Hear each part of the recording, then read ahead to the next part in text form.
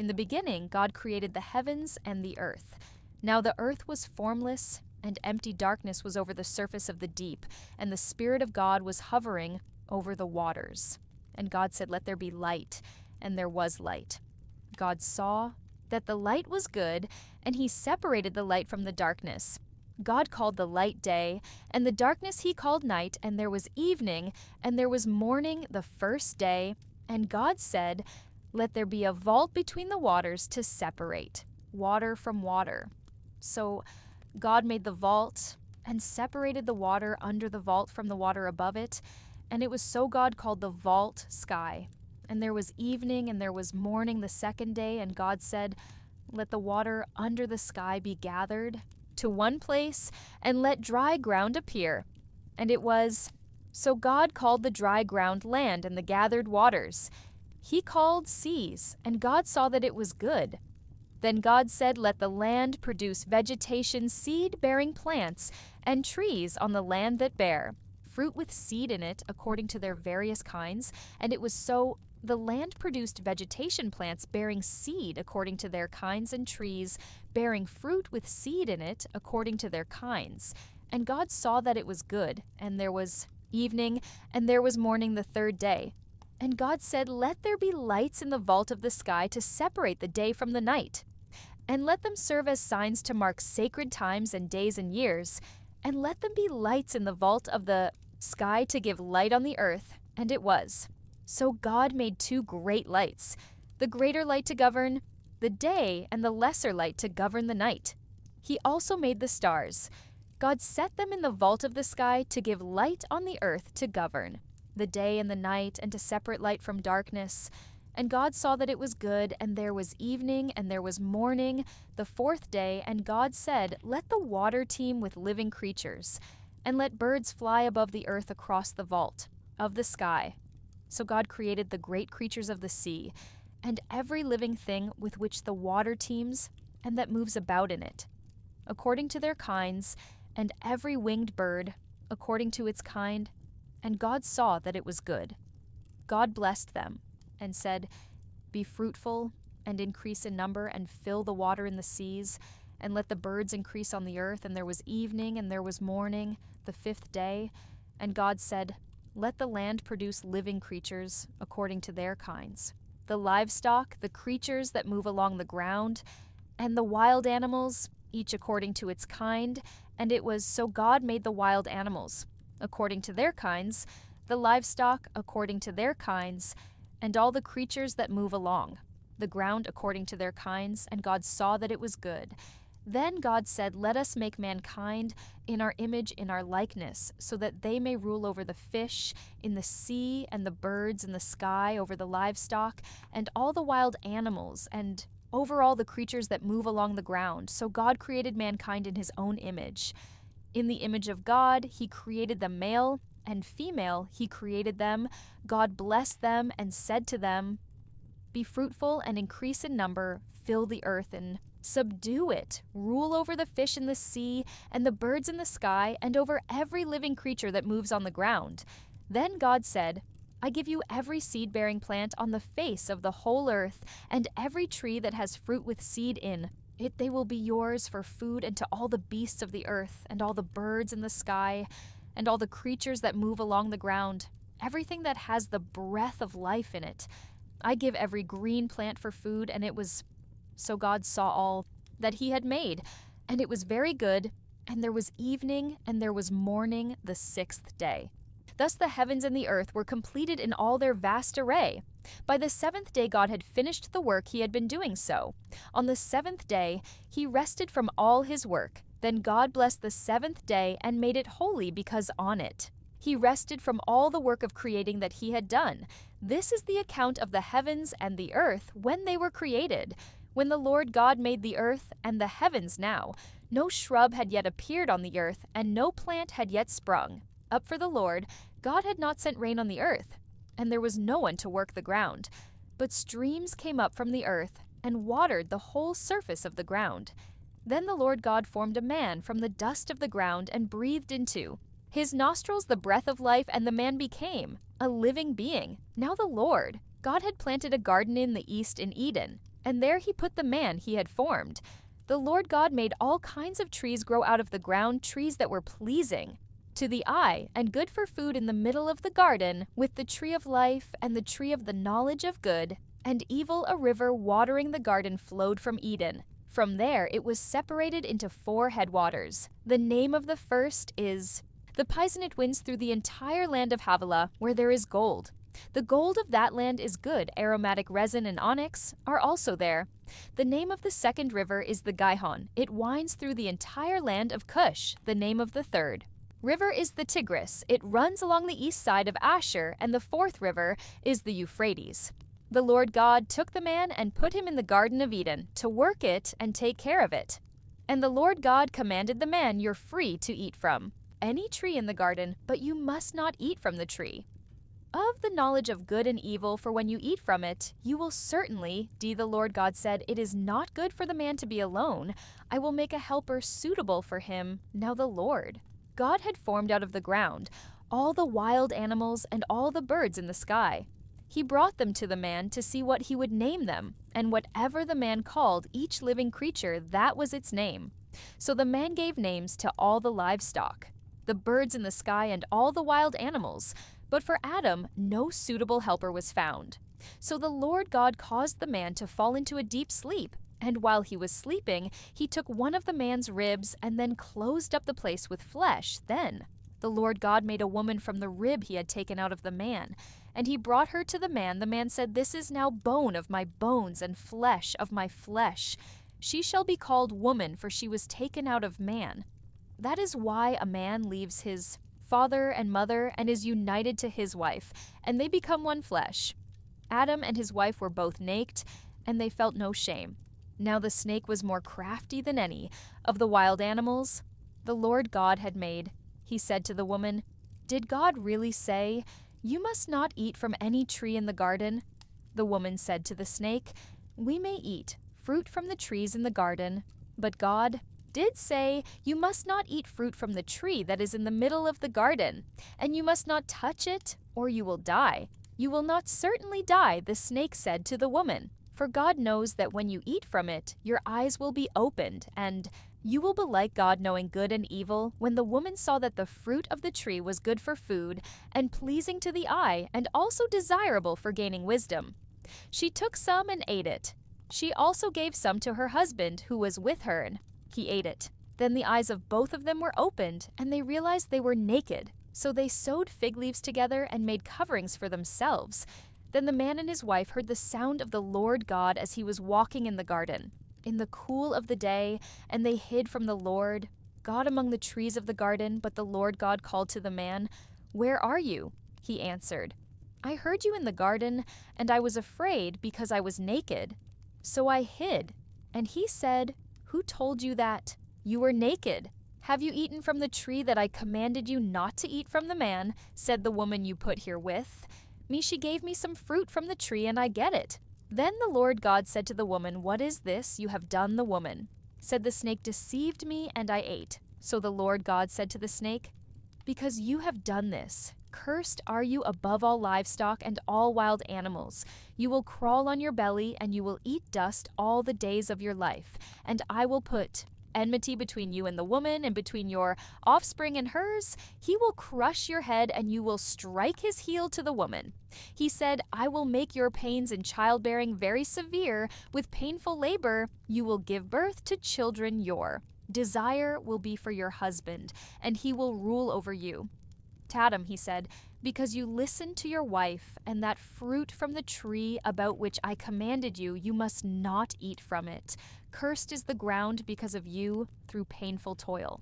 You will eat food from it all the days of your life. It will produce thorns and thistles for you, and you will eat the plants of the field by the sweat of your brow.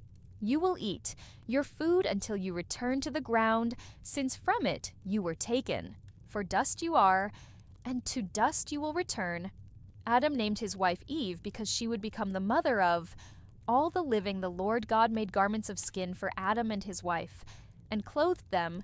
And the Lord God said, "The man has now become like One of us, knowing good and evil, he must not be allowed to reach out his hand and take also from the tree of life and eat and live forever.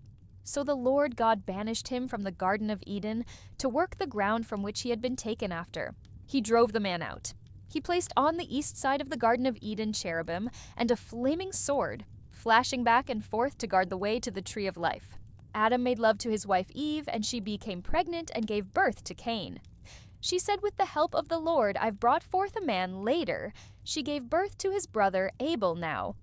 Abel kept flocks, and Cain worked the soil in the course of time. Cain brought some of the fruits of the soil as an offering to the Lord, but Abel also brought an offering fat portions from some of the firstborn of his flock.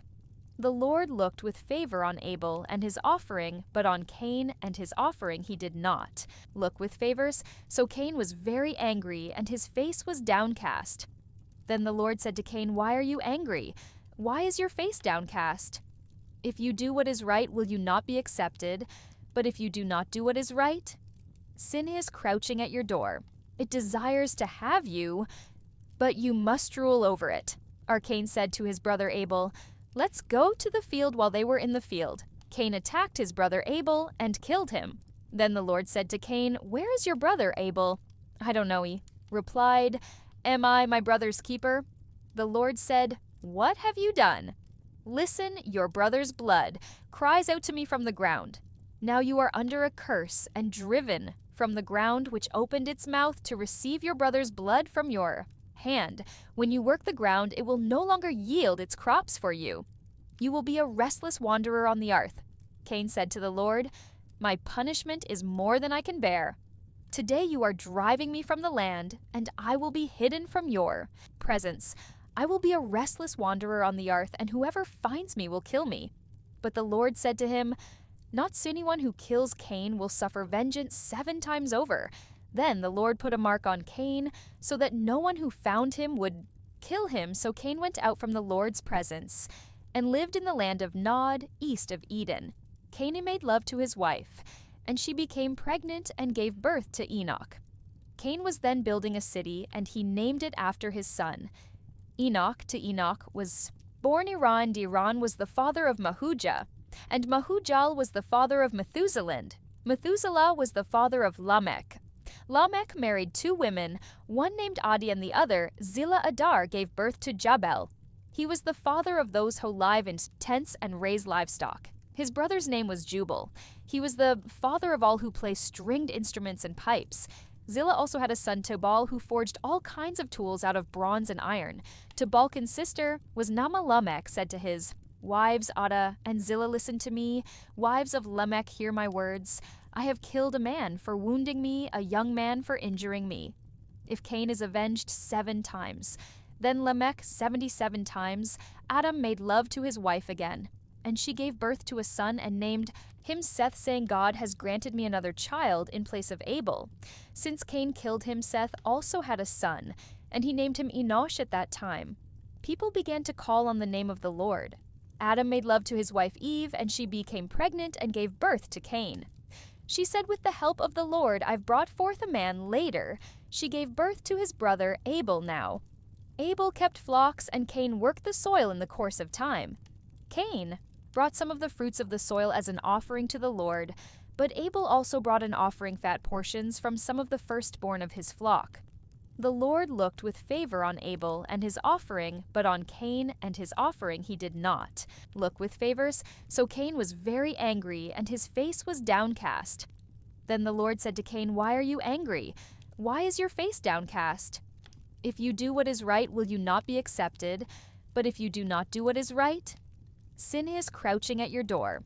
It desires to have you, but you must rule over it." Cain said to his brother Abel, "Let's go to the field." While they were in the field, Cain attacked his brother Abel and killed him. Then the Lord said to Cain, "Where is your brother Abel?" "I don't know," he replied. "Am I my brother's keeper?" The Lord said, "What have you done?" "Listen, your brother's blood cries out to me from the ground. Now you are under a curse and driven from the ground, which opened its mouth to receive your brother's blood from your hand. When you work the ground, it will no longer yield its crops for you. You will be a restless wanderer on the earth. Cain said to the Lord, "My punishment is more than I can bear.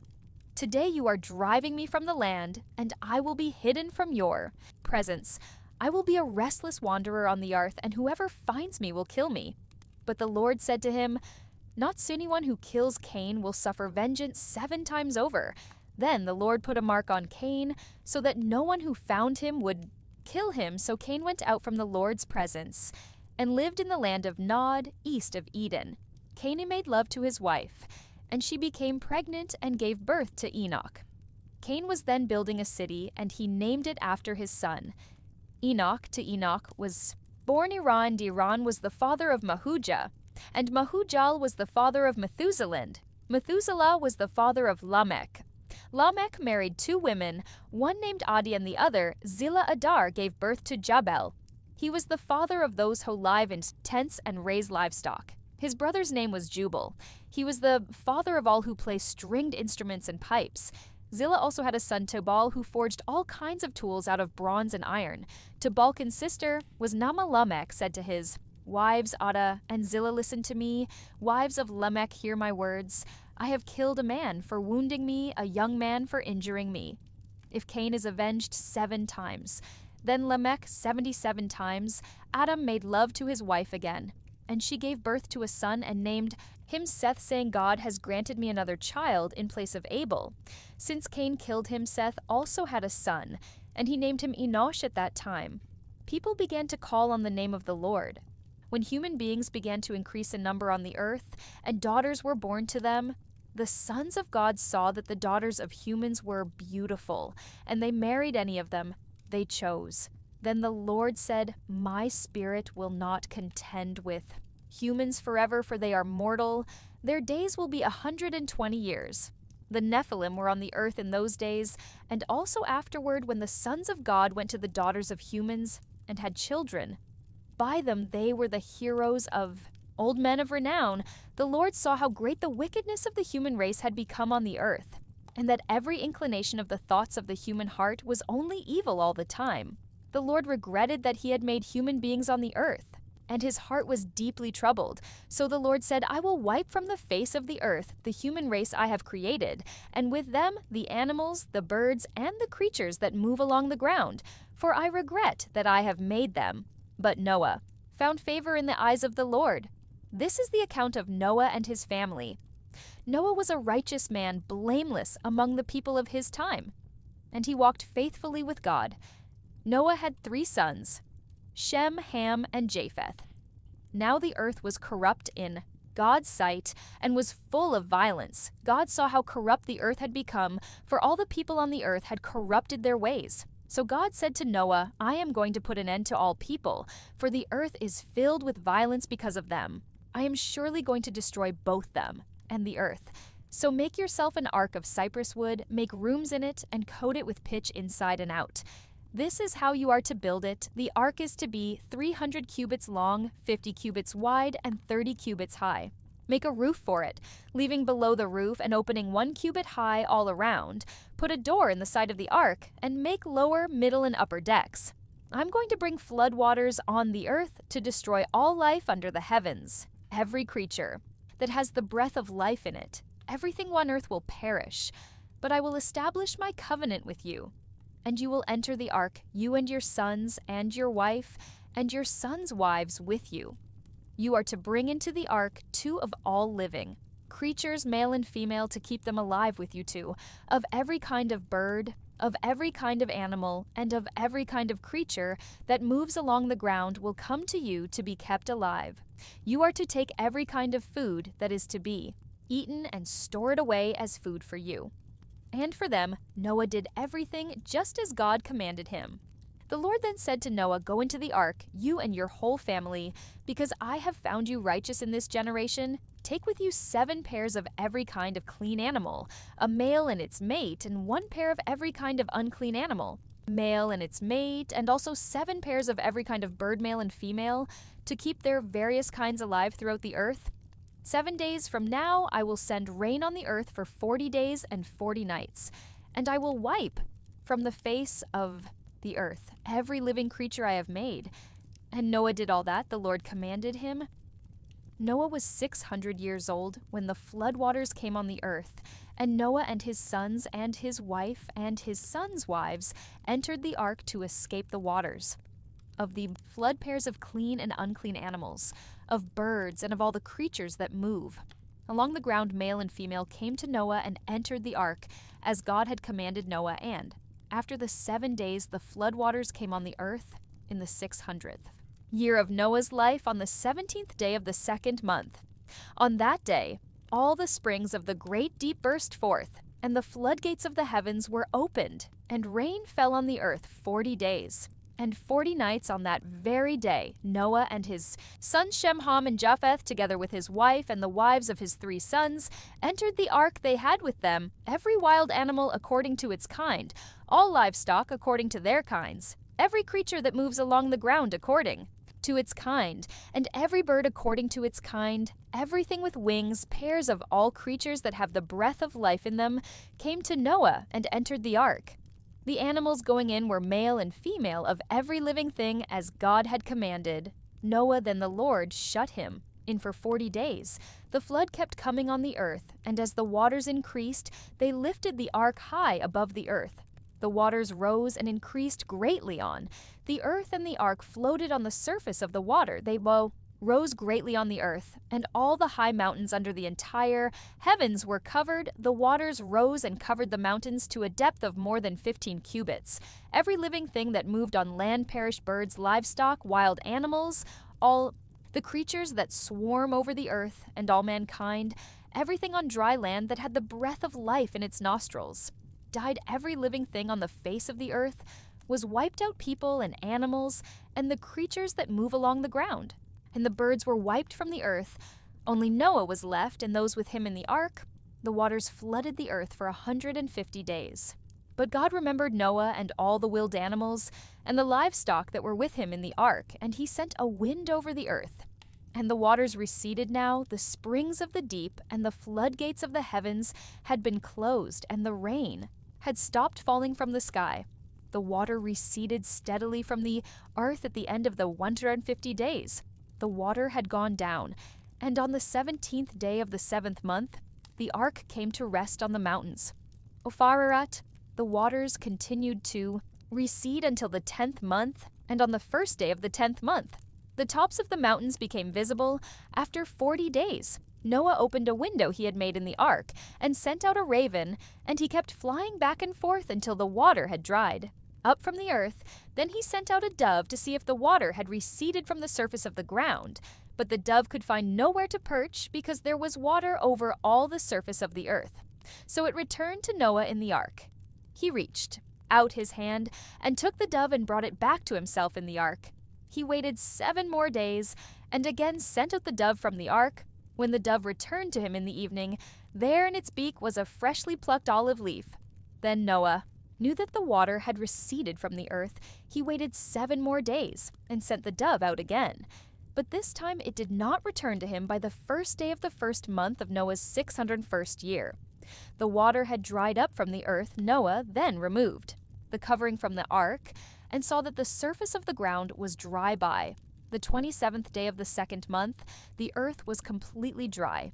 Then God said to Noah, "Come out of the ark, you and your wife and your sons, and their wives bring out every kind of living creature that is with you, the birds, the animals, and all the creatures that move along the ground, so they can multiply on the earth and be fruitful and increase in number on it." So Noah came out together with his sons and his wife and his sons' wives, all the animals and all the creatures that move along the ground, and all the birds, everything that moves on land came out of the ark, own kind. After another, then Noah built an altar to the Lord, and taking some of all the clean animals and clean birds, he sacrificed burnt offerings on it. The Lord smelled the pleasing aroma and said in his heart, "Never again will I curse the ground because of humans, even though every inclination of the human heart is evil from childhood, and never again will I destroy all living creatures, as I have done as long as the earth endures seed time and harvest, cold and heat. Summer and winter, day and night will never cease." Then God blessed Noah and his sons, saying to them, "Be fruitful and increase in number and fill the earth." the fear and dread of you will fall on all the beasts of the earth, and on all the birds in the sky, on every creature that moves along the ground. And on all the fish in the sea, they are given into your hands. Everything that lives and moves about will be food for you, just as I gave you the green plants. I now give you everything. But you must not eat meat that has its lifeblood still in it, and for your lifeblood I will surely demand an accounting. I will demand an accounting from every animal and from each human being. Too, I will demand an accounting for the life of another human being. Whoever sheds human blood by humans shall their blood be, for in the image of God has God made mankind. As for you, be fruitful and increase in number, multiply on the earth and increase upon it. Then God said to Noah and to his sons with him, I now establish my covenant with you and with your descendants, after you, and with every living creature that was with you, the birds, the livestock, and all the wild animals, all those that came out of the ark with you, every living creature on earth. I establish my covenant with you. Never again will all life be destroyed by the waters of a flood. Never again will there be a flood to destroy the earth. And God said, This is the sign of the covenant I am making between me and you, and every living creature with you, a covenant for all generations to come. I have set my rainbow in the clouds, and it will be the sign of the covenant between me and the earth. Whenever I bring clouds over the earth, and the rainbow appears in the clouds, I will remember my covenant between me and you and all living creatures of every kind. Never again will the waters become a flood to destroy all life. Whenever the rainbow appears in the clouds, I will see it and remember the everlasting covenant between God and all living creatures of every kind on the earth. So God said to Noah, This is the sign of the covenant I have established between me and all life on the earth. The sons of Noah who came out of the ark were Shem, Ham, and Japheth. Ham was the father of Canaan. These were the 3 sons of Noah, and from them came the people who were scattered over the whole earth. Noah, a man of the soil, proceeded to plant a vineyard when he drank some of its wine. He became drunk and lay uncovered in his tent. Ham, the father of Canaan, saw his father naked and told his 2 brothers, outside, and laid it across their shoulders. Then they walked in backward and covered their father's naked body. Their faces were turned the other way so that they would not see their father. Naked when Noah awoke from his wine and found out what his youngest son had done to him, he said, Cursed be Canaan, the lowest of slaves will he be to his brothers. He also said, Praise be to the Lord, the God of Shem. May Canaan be the slave of Shem. May God extend Japheth's territory. May Japheth live in the tents of Shem, and may Canaan be the slave of Japheth. After the flood, Noah lived 350 years. Noah lived a total of 950 years, and then he died. This is the account of Shem, Ham, and Japheth, Noah's sons, who themselves had sons after the flood. The sons of Japheth, Gomer, Magog, Madai, Javantubal, Meshach, and Tyras. The sons of Gomer, Ashkenaz. The sons of Javan, Elisha, Tarshish, the Kittites, and the Reubenites. From these, the maritime peoples spread out into their territories by their clans within their nations, each with its own language. The sons of Ham, Cush, Egypt, Put, and Canaan. The sons of Cush, Siva, Havilah, Sabta, Raama, and Sabtika. The sons of Rama, Sheba. And Dedan. Cush was the father of Nimrod, who became a mighty warrior on the earth. He was a mighty hunter before the Lord. That is why it is said, Like Nimrod, a mighty hunter before the Lord.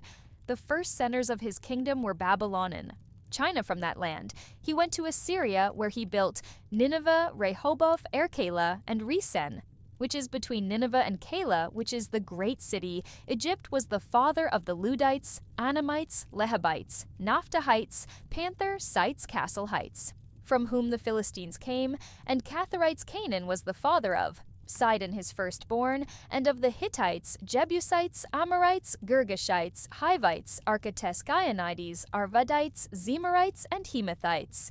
Later, the Canaanites' clans scattered, and the borders of Canaan reached from Sidon towards Gerar as far as Gaza, and then towards Sodom, Gomorrah, Admiral, and Zeboim as far as Leisure. These are the sons of Ham by their clans and languages, in their territories and nations. Sons were also Born to Shem, whose older brother was Japheth, Shem was the ancestor of all the sons of Eber, the sons of Shem, Elam, Ashur. Offset Ladan, Aram, the sons of Aram, Azhalgitha, and Mesheshaphaxad, was the father of Shelah, and Shelah, the father of Ebatwo. Sons were born to Eba. One was named Pilek because in his time the earth was divided. His brother was named Yoktan. Yoktan was the father of Almohdad. She left Heza, Mephi, Jira, Hadoramal. These were sons of Yoktan, the region where they lived, stretched from Misha towards Sifa in the eastern hill country. These are the sons of Shem by their clans and languages, in their territories and nations. These are the clans of Noah's sons, according to their lines of descent within their nations. From these the nations spread out over the earth after the flood. Now the whole world had one language and a common speech as people moved eastward. They found a plain in China and settled there. They said to each other, "Come, let's make bricks and bake them thoroughly." They used brick instead of stone and bitumen. For mortar, then they said, "Come, let us build ourselves a city with a tower that reaches to the heavens, so that we may make a name for ourselves. Otherwise we will be scattered over the face of the whole earth." But the Lord came down to see the city. In the tower, the people were building. The Lord said, "If as one people speaking the same language they have begun to do, this then nothing they plan to do will be impossible for them. Come, let us go down and confuse their language, so they will not understand each other." So the Lord scattered them from there over all the earth, and they stopped building the city. That is why it was called Babel, because there the Lord confused the language of the whole world. From there the Lord scattered them over the face of the whole earth. This is the account of Shem's family line 2 years after the flood. When Shem was 100 years old, he became the father of Arphaxad. And after he became the father of Arphaxad, Shem lived 500 years and had other sons and daughters. When Arphaxad had lived 35 years, he became the father of Shelah. And after he became the father of Shelah, Avzad lived 403 years and had other sons and daughters. When Shelah had lived 30 years, he became the father of Eba. And after he became the father of Eba, Shelah lived 403 years and had other sons and daughters. When Eba had lived 34 years, he became the father of Pelach, and after he became the father of Peleg. Eba lived 430 years and had other sons and daughters. When Peleg had lived 30 years, he became the father of Ru. And after he became the father of Ru, Peleg lived 209 years and had other sons and daughters. When Ru had lived 32 years, he became the father of Serug, and after he became the father of Serug, Ru lived 207 years and had other sons and daughters. When Serug had lived 30 years, he became the father of Nahor. And after he became the father of Nahor, Serug lived 200 years and had other sons and daughters. When Neho had lived 29 years, he became the father of Terah, and after he became the father of Terah, Neho lived 119 years and had other sons and daughters. After Terah had lived 70 years, he became the father of Abram, Neho, and Haran. This is the account of Terah's family line. Terah became the father of Abram. Neho and Haran became the father of Lot, while his father Terah was still alive. Haran died in Ur of the Chaldeans in the land of his birth. Abram and Nahor both married. The name of Abraham's wife was Sarai, and the name of Nahor's wife was Milcah. She was the daughter of Haran. The father of both Milcah and Iscah was childless. Because she was not able to conceive, Terah took his son Abram, his grandson Lord's son of Haran, and his daughter-in-law Sarai, the wife of his son Abram, and together they set out from Ur of the Chaldeans to go to Canaan, but when they came to Haran they settled there. Terah lived 205 years, and he died in Haran. The Lord had said to Abram, "Go from your country, your people, and your father's household to the land I will show you. I will make you into a great nation, and I will bless you. I will make your name great, and you will be a blessing. I will bless those who bless you, and whoever curses you, I will curse. And all peoples on earth will be blessed through you." So Abram went as the Lord had told him, and Lot went with him. Abram was 75 years old when he set out from Haran. He took his wife Sarai, his nephew, Lot, all the possessions they had accumulated, and the people they had acquired in Haran, and they set out for the land of Canaan. And they arrived there. Abraham traveled through the land as far as the site of the great tree of Moreh, had Shechemot. That time the Canaanites were in the land. The Lord appeared to Abram and said, "To your offspring I will give this land." So he built an altar there to the Lord, who had appeared to him. From there, he went on toward the hills east of Bethel and pitched his tent, with Bethel on the west and on the east. There he built an altar to the Lord and called on the name of the Lord. Then Abram set out and continued toward the Negev. Now there was a famine in the land, and Abram went down to Egypt to live there for a while, because the famine was severe. As he was about to enter Egypt, he said to his wife Sarai, "I know what a beautiful woman you are. When the Egyptians see you, they will say, 'This is his wife,' then they will kill me, but will let you live, say you are my sister, so that I will be treated well for your sake, and my life will be spared because of you." When Abram came to Egypt, the Egyptians saw that Sarai was a very beautiful woman, and when Pharaoh's officials saw her, they praised her to Pharaoh, and she was taken into his palace. He treated Abram well for her sake. And Abram acquired sheep and cattle, male and female donkeys, male and female servants and camels. But the Lord inflicted serious diseases on Pharaoh and his household. Because of Abraham's wife Seti-Sophero summoned Abram, "What have you done to me?" He said, "Why didn't you tell me she was your wife? Why did you say she is my sister?" So that I took her to be my wife. Now then, here is your wife, take her. And Gothan Pharaoh gave orders about Abram to his men, and they sent him on his way with his wife and everything he had. So Abram went up from Egypt to the Negev with his wife and everything he had, and Lot went with him. Abram had become very wealthy in livestock and in silver and gold. From the Negev, he went from place to place until he came to Bethel, to the place between Bethel and where his tent had been earlier, and where he had first built an altar there. Abram called on the name of the Lord. Now Lot, who was moving about with Abram, also had flocks and herds and tents, but the land could not support them. While they stayed together, for their possessions were so great that they were not able to stay together, and quarreling arose between Abraham's herdsmen and Lot's. The Canaanites and Perizzites were also living in the land at that time. So Abraham said to Lot, "Let's not have any quarreling between you and me, and between your herdsmen and mine, for we are close relatives. Is not the whole land before you? Let's part company. If you go to the left, I'll go to the right. If you go to the right, I'll go." To the left, Lot looked around and saw that the whole plain of the Jordan towards Zoah was well watered, like the garden of the Lord, like the land of Egypt. This was before the Lord destroyed Sodom and Gomorrah. So Lot chose for himself the whole plain of the Jordan and set out toward the east. The two men parted company. Abram lived in the land of Canaan, while Lot lived among the cities of the plain and pitched his tents near Sodom. Now the people of Sodom were wicked and were sinning greatly against the Lord. The Lord said to Abram after Lot had parted from him, "Look around from where you are to the north and south, to the east and west.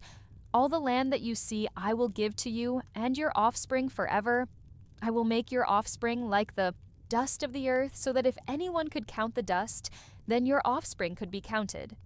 Go walk through the length and breadth of the land, for I am giving it to you." So Abram went to live near the great trees of Mamre at Hebron, where he pitched his tents. There he built an altar to the Lord. At the time when Amraphel was king of China, Arioch king of Alessa, Kadulayama king of Elamond Tidal. King of these kings went to war against Bera, king of Sodom, Bursa, king of Gomorrah, Shinab, king of Admara, Shamiba. All these latter kings joined forces in the valley of Sidom, that is the Dead Sea Valley, for 12 years.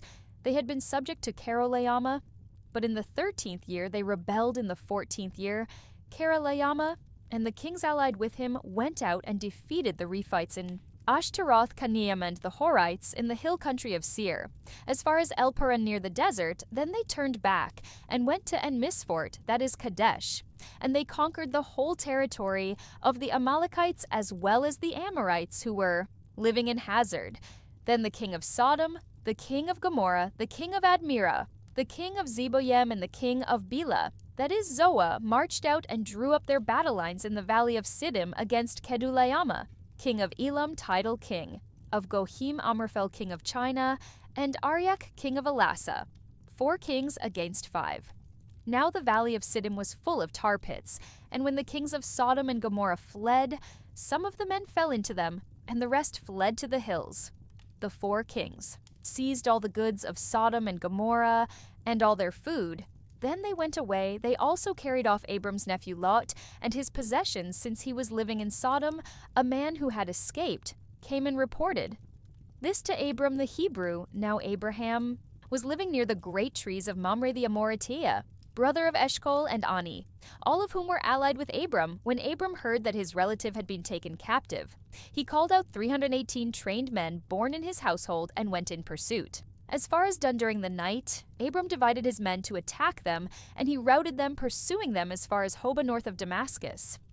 He recovered all the goods and brought back his relative Lot and his possessions, together with the women and the other people, after Abram returned from defeating Kedorlaomer. And the kings allied with him, the king of Sodom, came out to meet him in the valley. That is the king's valley. Then Melchizedek, king of Salem, brought out bread and wine. He was priest of God Most High, and blessed Abraham, saying, Blessed be Abram by God Most High, creator of heaven and earth, and praise be to God Most High, who delivered your enemies into your hand. Then Abram gave him 1/10 of everything the king of Sodom said. To Abram, give me the people, and keep the goods for yourself. But Abram said to the king of Sodom with raised hand, I have sworn an oath to the Lord, God Most High, creator of heaven and earth, that I will accept nothing belonging to you, not even a thread, or the strap of a sandal, so that you will never be able to say I made Abraham rich. I will accept nothing but what my men have eaten, and the share that belongs to the men who went with me to Ani, Eshcol, and Mamre, them have their share. After this, the word of the Lord came to Abraham in a vision. Do not be afraid, Abraham, I am your shield, your very great reward. But Abram said, Sovereign Lord, what can you give me, since I remain childless? And the one who will inherit my estate is Eliezer of Damascus. And Abram said, You have given me no children, so a servant in my household will be my heir.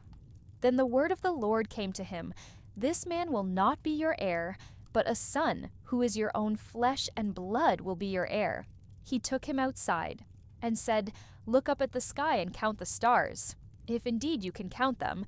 Then he said to him, So shall your offspring be. Abram believed the Lord, and he credited to him as righteousness.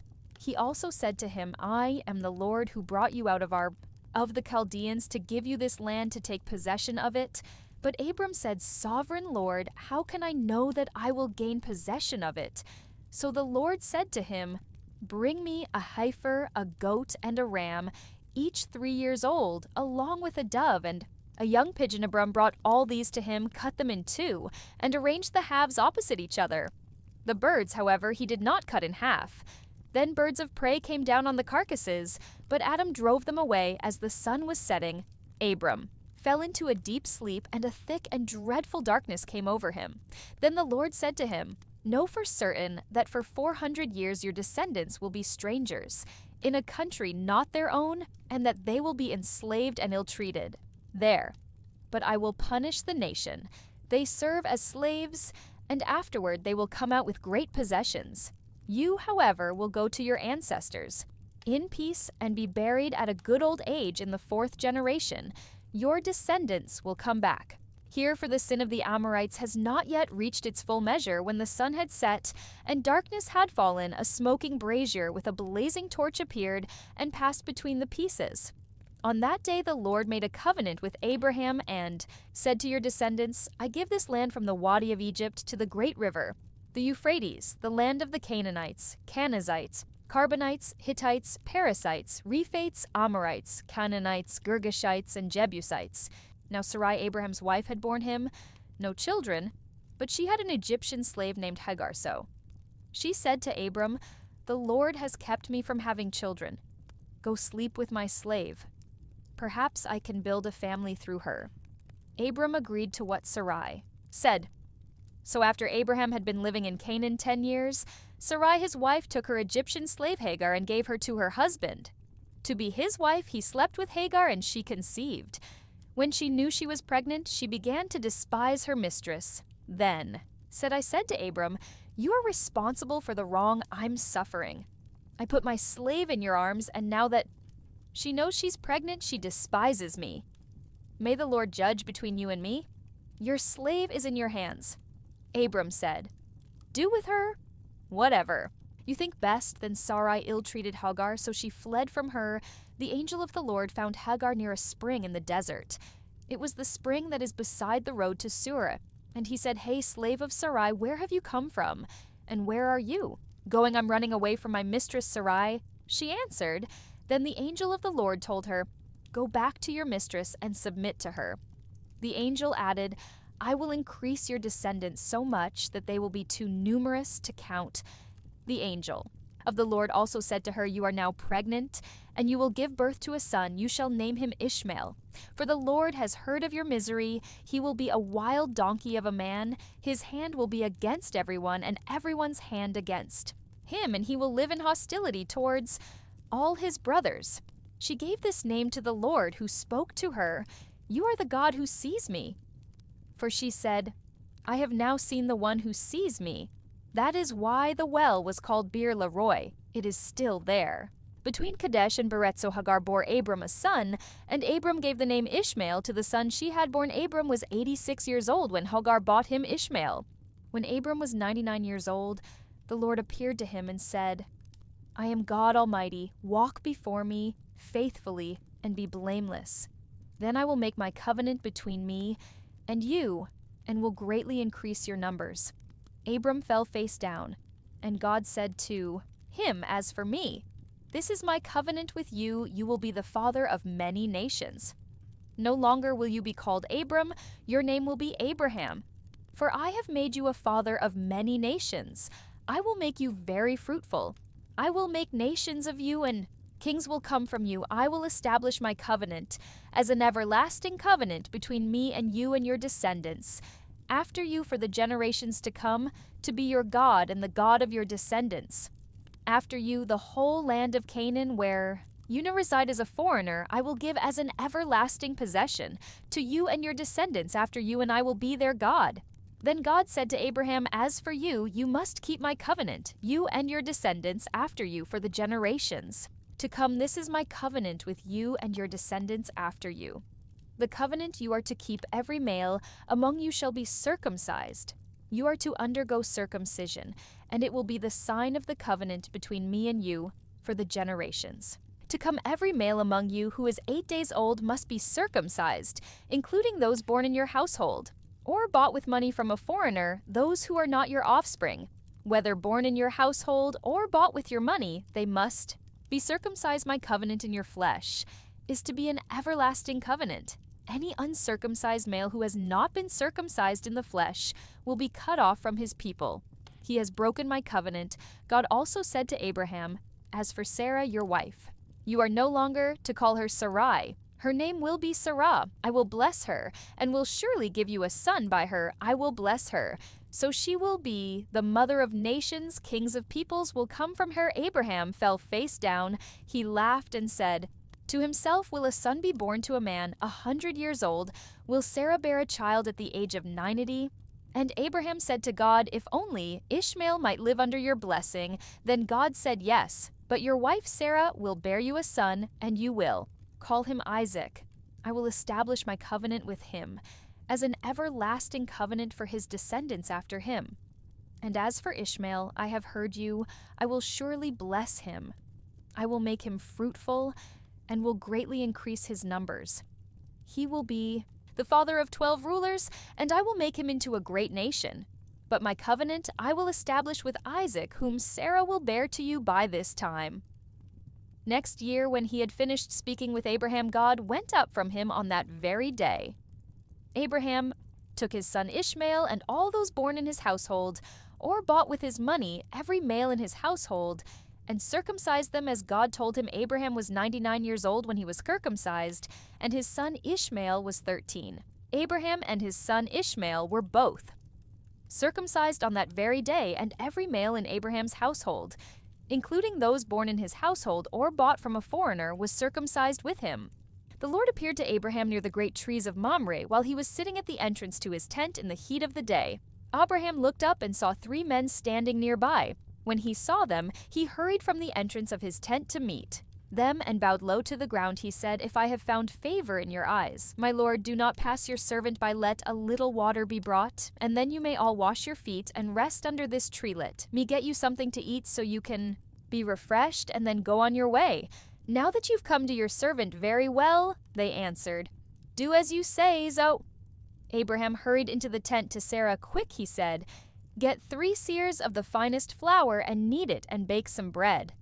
Then he ran to the herd and selected a choice tender calf and gave it to a servant who hurried to prepare it. He then brought some curds and milk and the calf that had been prepared and set these before them while they ate. He stood near them under a tree. "Where is your wife, Sarah?" they asked him. "There in the tent," he said. Then one of them said, "I will surely return to you about this time next year, and Sarah, your wife, will have a son." Sarah was listening at the entrance to the tent, which was behind. Abraham and Sarah were already very old, and Sarah was past the age of childbearing.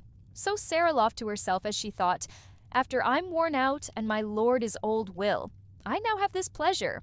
Then the Lord said to Abraham, "Why did Sarah laugh and say, 'Will I really have a child?' Now that I'm old, is anything too hard for the Lord? I will return to you at the appointed time next year. And Sarah will have a son." Sarah was afraid.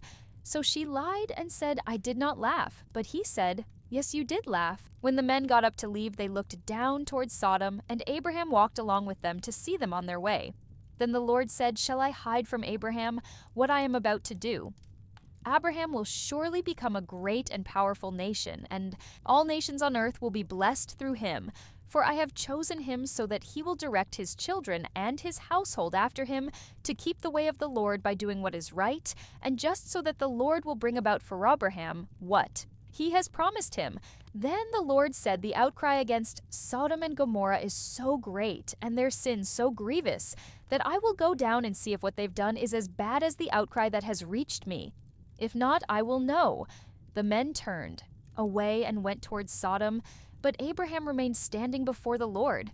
Then Abraham approached him and said, "Will you sweep away the righteous with the wicked? What if there are 50 righteous people in the city? Will you really sweep it away and not spare the place for the sake of the 50 righteous people in it? Far be it from you to do such a thing, to kill the righteous with the wicked, treating the righteous and the wicked alike. Far be it from you, will not the judge of all the earth do? Right?" The Lord said, "If I find 50 righteous people in the city of Sodom, I will spare the whole place for their sake." Then Abraham spoke up again. "Now that I have been so bold as to speak to the Lord, though I am nothing but dust and ashes, what if the number of the righteous is 5 less than 50? Will you destroy the whole city for lack of 5 people? If I find 45, there," he said, "I will not destroy it once again." He spoke to him, "What if only 40 are found there?" He said, "For the sake of 40, I will not do it." Then he said, "May the Lord not be angry, but let me speak. What if only 30 can be found there?" He answered, "I will not do it if I find 30 there."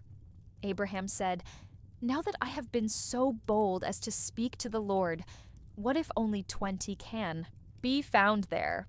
He said, "For the sake of 20, I will not destroy it." Then he said, "May the Lord not be angry, but let me speak just once more. What if only 10 can be found there?" He answered, "For the sake of 10, I will not destroy it." When the Lord had finished speaking with Abraham, he left, and Abraham returned home. The 2 angels arrived at Sodom in the evening, and Lot was sitting in the gateway of the city when he saw them. He got up to meet them and bowed down with his face to the ground. "My lords," he said, "please turn aside to your servant's house. You can wash your feet and spend the night, and then go on your way early in the morning." "No," they answered, "we will spend the night in the square." But he insisted so strongly that they did go with him and entered his house. He prepared a meal for them, baking bread without yeast, and they ate before they had gone to bed, all the men from every part of the city of Sodom. Both young and old surrounded the house. They called to Lot, "Where are the men who came to you tonight? Bring them out to us so that we can have sex." With them, Lot went outside to meet them and shut the door behind him and said, "No, my friends, don't do this wicked thing. Look, I have 2 daughters who have never slept with a man. Let me bring them out to you, and you can do what you like with them. But don't do anything to these men. But they have come under the protection of my roof. Get out of our way." They replied, "This fellow came here as a foreigner, and now he wants to play the judge. We'll treat you worse than them." They kept bringing pressure on Lot and moved forward to break down the door. But the men inside reached out and pulled Lot back into the house and shut this door. Then they struck the men who were at the door of the house, young and old with blindness, so that they could not find. The two men said to Lot, "Do you have anyone else here, sons-in-law, sons or daughters, or anyone else in the city who belongs to you? Get them out of here, because we are going to destroy this place." The outcry to the Lord against its people is so great that he has sent us to destroy. So Lot went out and spoke to his sons-in-law who were pledged to marry his daughter. She said, "Hurry and get out of this place, because the Lord is about to destroy the city." But his sons-in-law thought he was joking with the coming of dawn. The angels urged Lord, saying, "Hurry, take your wife and your 2 daughters who are here, or you will be swept away when the city is punished." When he hesitated, the men grasped his hand and the hands of his wife and of his 2 daughters and let them safely out of the city, for the Lord was merciful to them. As soon as they had brought them out, one of them said, "Flee for your lives. Don't look back and don't stop anywhere in the plain. Flee to the mountains, or you will be swept away." But Lot said to them, "No, my lords, please. Your servant has found favor in your eyes, and you have shown great kindness to me in sparing my life. But I can't flee to the mountains.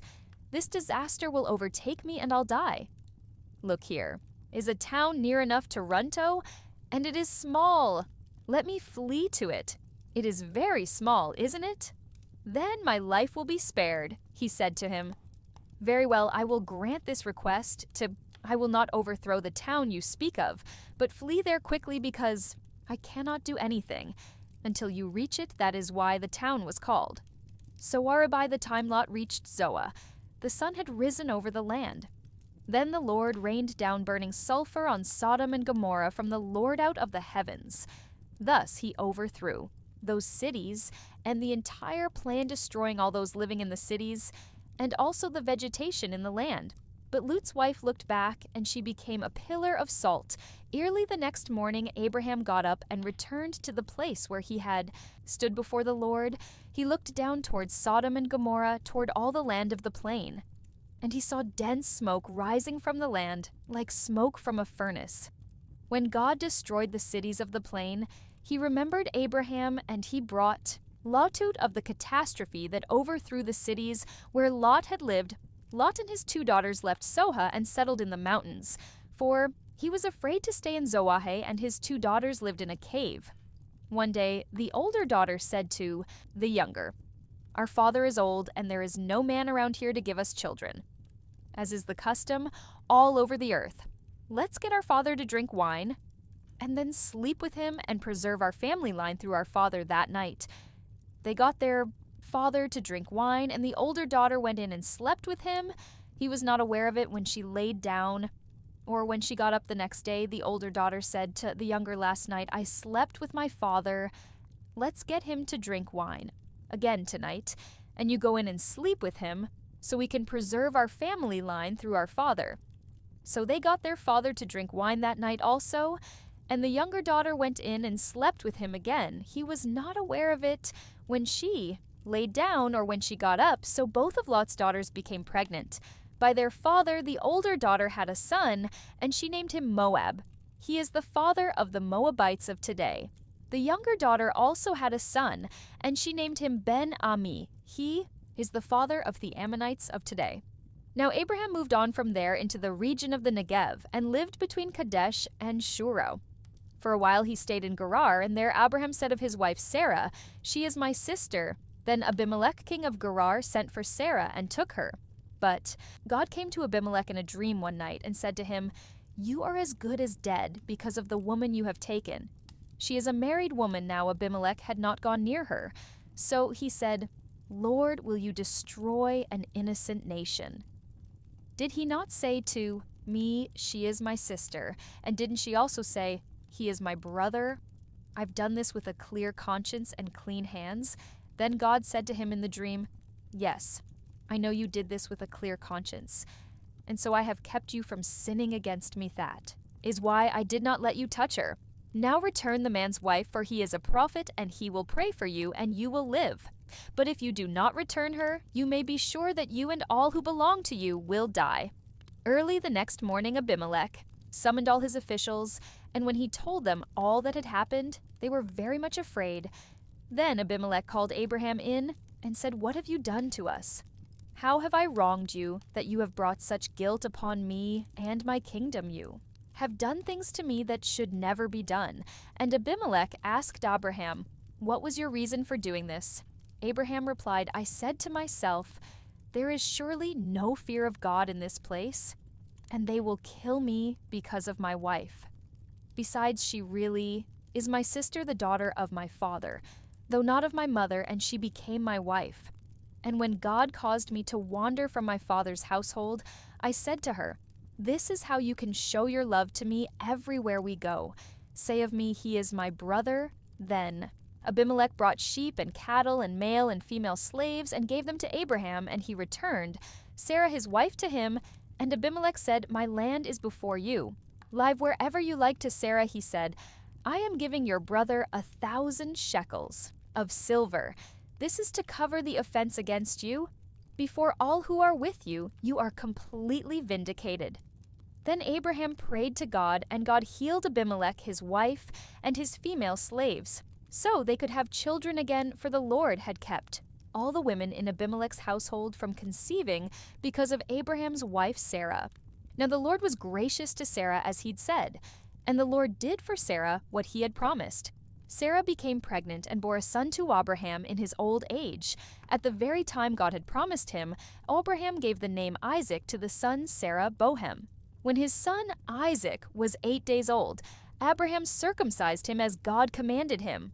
Abraham was 100 years old when his son Isaac was born to him. Sarah said, "God has brought me laughter, and everyone who hears about this will laugh with me." And she added, "Who would have said to Abraham that Sarah would nurse children?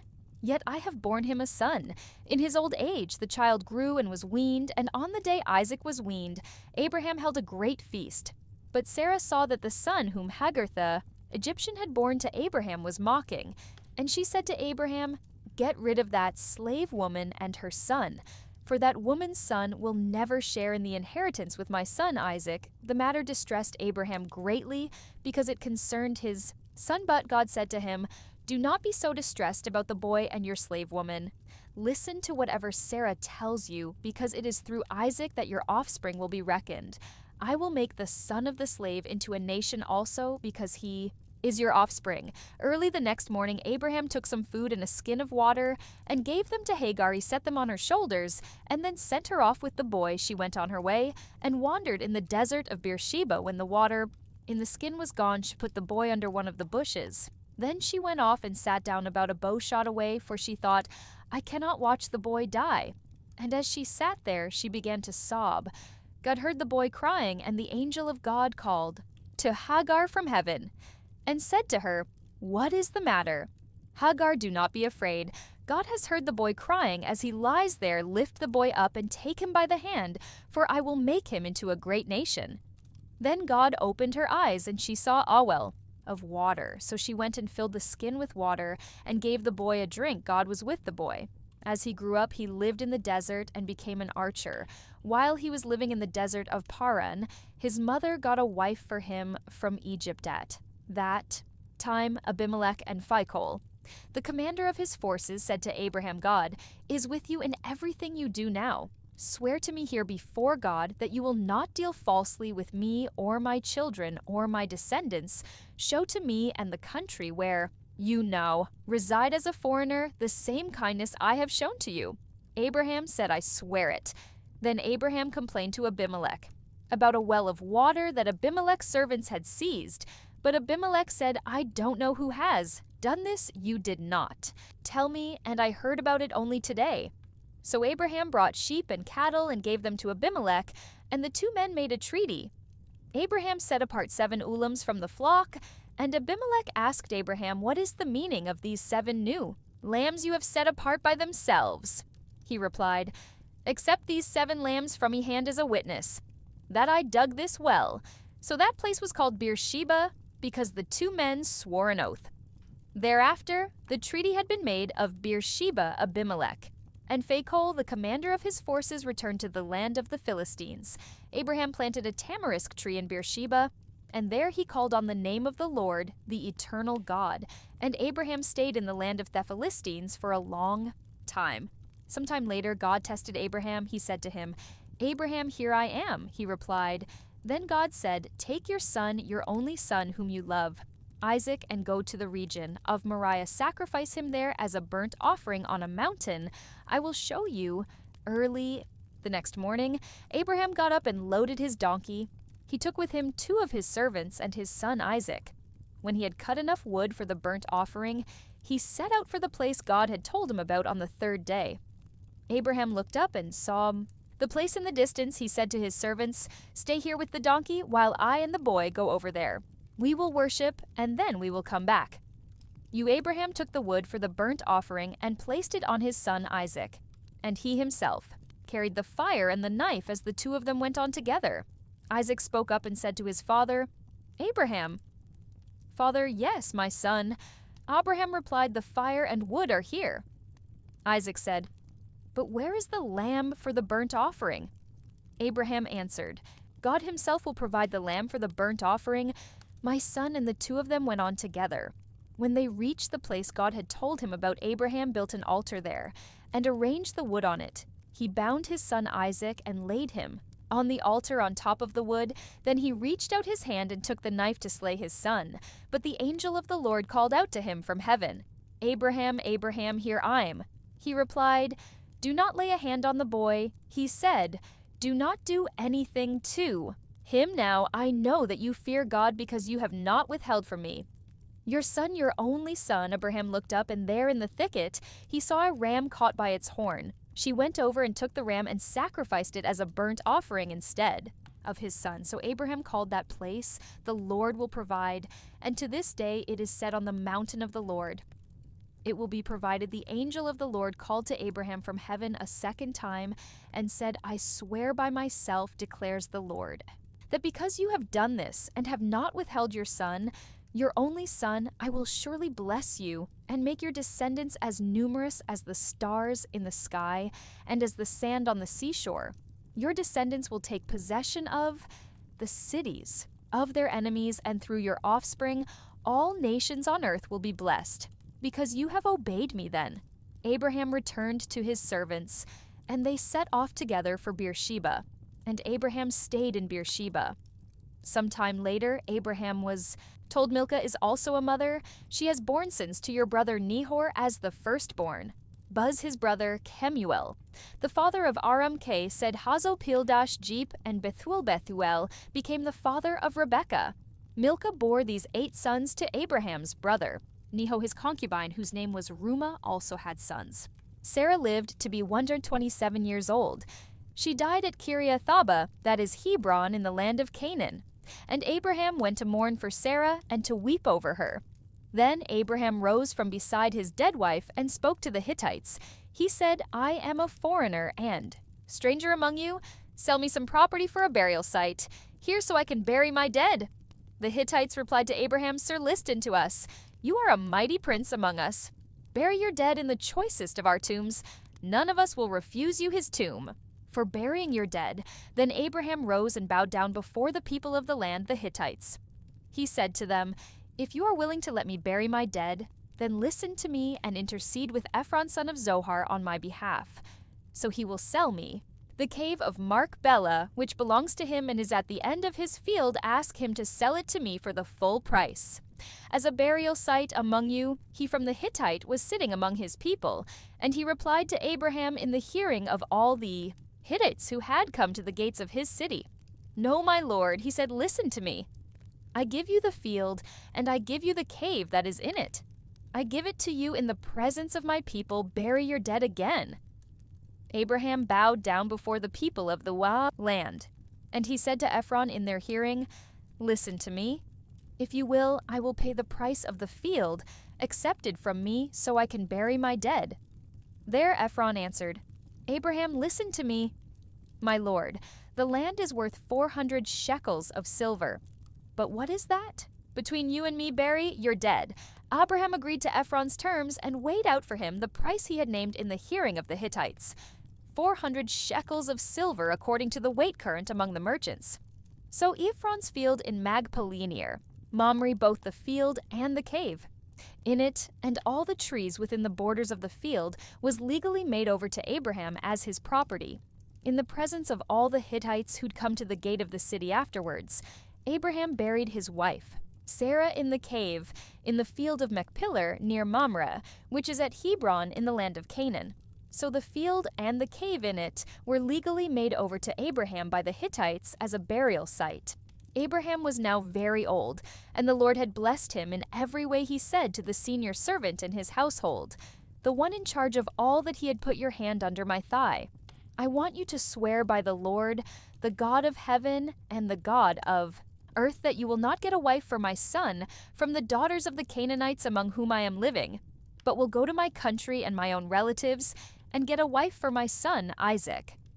The servant asked him, What if the woman is unwilling to come back with me to this land? Shall I then take your son back to the country you came from? Make sure that you do not take my son back there. Abraham said, The Lord, the God of heaven, who brought me out of my father's household and my native land, and who spoke to me and promised me on oath, saying to your offspring, I will give this land, he will send his angel before you, so that you can get a wife for my son from. There, if the woman is unwilling to come back with you, then you will be released from. This oath of mine, only do not take my son back there. So the servant put his hand under the thigh of his master Abraham and swore an oath to him concerning this matter. Then the servant left, taking with him 10 of his master's camels loaded with all kinds of good things from his master. He set out for Aram and made his way to the town of Nahor. He made the camels kneel down near the well. Outside the town, it was toward evening, the time the women go out to draw water. Then he prayed, Lord God of my master Abraham, make me successful today, and show kindness to my master Abraham. See, I am standing beside this spring, and the daughters of the townspeople are coming out to draw water. May it be that when I say to a young woman, Please let down your jar that I may have a drink, and she says, Drink, and I'll water your camels too. Let her be the one you have chosen for your servant Isaac be this. I will know that you have shown kindness to my master, for he had finished praying. Rebekah came out, with her jar on her shoulders. She was the daughter of Bethuel son of Milcah, who was the wife of Abraham's brother. Nahor the woman was very beautiful. A virgin, no man had ever slept with her. She went down to the spring, filled her jar, and came up again. The servant hurried to meet her and Sidon. Please give me a little water from your jar. Drink, my lord, she said, and quickly lowered the jar to her hands and gave him a drink. After she had given him a drink, she said, I'll draw water for your camels, too, until they've had enough to drink. So she quickly emptied her jar into the trough, ran back to the well to draw more water, and drew enough for all his camels without saying a word. The man watched her closely to learn whether or not the Lord had made his journey successful. When the camels had finished drinking, the man took out a gold nose ring weighing a beaker and 2 gold bracelets weighing 10 shekels. Then he asked, Whose daughter are you? Please tell me, is there room in your father's house for us to spend the night? She answered him, I am the daughter of Bethuel, the son that Milcah bought in Nahor. And she added, We have plenty of straw and fodder, as well as room for you to spend the night. Then the man bowed down and worshipped the Lord, saying, Praise be to the Lord, the God of my master, Abraham, who has not abandoned his kindness and faithfulness to my master. As for me, the Lord has led me on the journey to the house of my master's relatives. The young woman ran and told her mother's household about these things. Now Rebekah had a brother named Laban, and he hurried out to the man at the spring as soon as he had seen the nose ring and the bracelets on his sister's arms, and had heard Rebekah tell what the man had said to her, went out to the man and found him standing by the camels near the spring. Come, you who are blessed by the Lord, he said, Why are you standing out here? I have prepared the house and a place for the camels. So the man went to the house, and the camels were unloaded. Straw and fodder were brought for the camels, and water for him and his men to wash their feet. Then food was set before him. But he said, I will not eat until I have told you what I have to say. Then tell us, Laban said. So he said, Am Abraham's servant, the Lord has blessed my master abundantly, and he has become wealthy. He has given him sheep and cattle, silver and gold, male and female servants, and camels and donkeys. My master's wife Sarah has borne him Herson in her old age, and he has given him everything he owns. And my master made me swear an oath, and said, You must not get a wife for my son from the daughters of the Canaanites, in whose land I live, but go to my father's family, to my own clan, and get a wife for my son. Then I asked, My master, what if the woman will not come back with me? He replied, The Lord, before whom I have walked faithfully, will send his angel with you and make your journey a success, so that you can get a wife for my son from my own clan and from my father's family. You will be released from my oath if when you go to my clan they refuse to give her to you. Then you will be released from my oath. When I came to the spring today, I said, Lord God of my master Abraham, if you will please grant success to the journey on which I have come, see, I'm standing beside this spring. If a young woman comes out to draw water, and I say to her, Please let me drink a little water from your jar, and if she says to me, Drink, and I'll draw water for your camels too, let her be the one the Lord has chosen for my master's son. Before I finished praying in my heart, Rebekah came out with her jar on her shoulder. She went down to the spring and drew water, and I said to her, Please give me a drink. She quickly lowered her jar from her shoulder and said, Drink, and I'll water your camels too. So I drank, and she watered the camels also.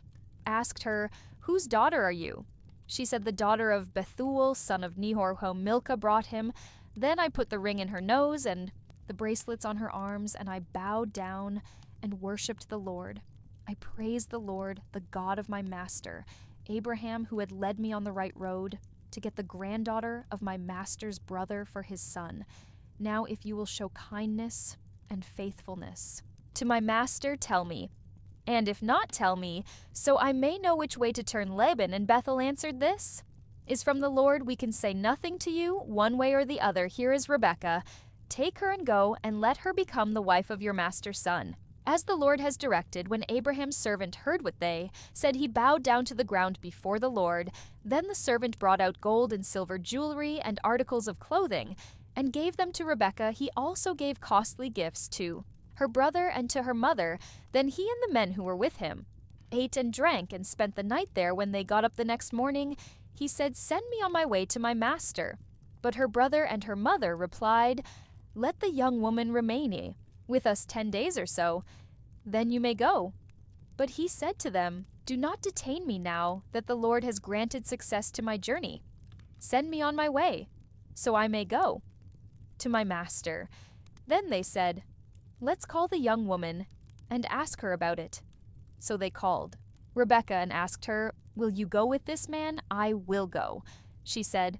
So they sent their sister Rebekah on her way along with her nurse and Abraham's servant and his men, and they blessed Rebekah and said to her, Our sister, may you increase to thousands upon thousands. May your offspring possess the cities of their enemies. Then Rebekah and her attendants got ready and mounted the camels and went back with the manso. The servant took Rebekah and left. Now Isaac had come from Beer Lahai Roi, for he was living in the Negev. He went out to the field one evening to meditate, and as he looked up, he saw camels approaching. Rebekah also looked up and saw Isaac. She got down from her camel and asked the servant, Who is that man in the field coming to meet us? He is my master, the servant answered. So she took her veil and covered herself. Then the servant told Isaac all he had done. Isaac brought her into the tent of his mother Sarah, and he married Rebekah. So she became his wife, and he loved her. And Isaac was comforted after his mother's death. Abraham had taken another wife whose name was Keturah. She bought him Zimran, Jokshan, Medan, Midian, Ishbak, and Shua Jokshan was the father of Sheba, and Dedan. The descendants of Dedan were the Ashurites and Letoshites, and the Umites, the sons of Midian, were Ipha, Ether, Hanok, and Eldaral. These were descendants of Keturah. Abraham left everything he owned to Isaac. But while he was still living, he gave gifts to the sons of his concubines and sent them away from his son Isaac to the land of the East. Abraham lived 175 years Then Abraham breathed his last, and died at a good old age, an old man and full of years, and he was gathered to his people. His sons Isaac and Ishmael buried him in the cave of Machpelah near Mamre in the field of Ephron, son of Zohan, the Hittite, the field Abraham had bought from the Hittites there. Abraham was buried with his wife, Sarah. After Abraham's death, God blessed his son Isaac, who then lived near Beer Lahai, Roy. This is the account of the family line of Abraham's son Ishmael, whom Sarah's slave Hagar the Egyptian bore Abraham. These are the names of the sons of Ishmael listed in the order of their birth. Nebaioth, the firstborn of Ishmael. Kedah, Adilmipsam, Mishma Duma Masa Hadad, Temajitor Nephish, and Kadema. These were the sons of Ishmael, and these are the names of the 12 tribal rulers according to their settlements. And Camps Ishmael lived 137 years. He breathed his last and died, and he was gathered to his people. His descendants settled in the area from Havilah to shore near the eastern border of Egypt as you go towards Ashur, and they lived in hostility toward all the tribes related to them. This is the account of the family line of Abraham's son Isaac. Abraham became the father of Isaac, and Isaac was 40 years old when he married Rebekah, daughter of Bethuel the Aramean from Paran-aram and sister of Laban. The Aramean Isaac prayed to the Lord on behalf of his wife. Because she was childless, the Lord answered his prayer, and his wife Rebekah became pregnant. The babies jostled each other within her, and she said, "Why is this happening to me?" So she went to inquire of the Lord. The Lord said to her, "2 nations are in your womb, and 2 peoples from within you will be separated. One people will be stronger than the other, and the older will serve the younger when the time came for her to give birth." There were twin boys in her womb. The first to come out was red, and his whole body was like a hairy garment. So they named him Esau after this. His brother came out with his hand grasping Esau's heel, so he was named Jacob. Isaac was 60 years old when Rebekah gave birth to them. The boys grew up, and Esau became a skillful hunter, a man of the open country, while Jacob was content to stay at home among the tents. Isaac, who had a taste for wild game, loved Esau, but Rebekah loved Jacob. Once when Jacob was cooking some stew, Esau came in from the open country.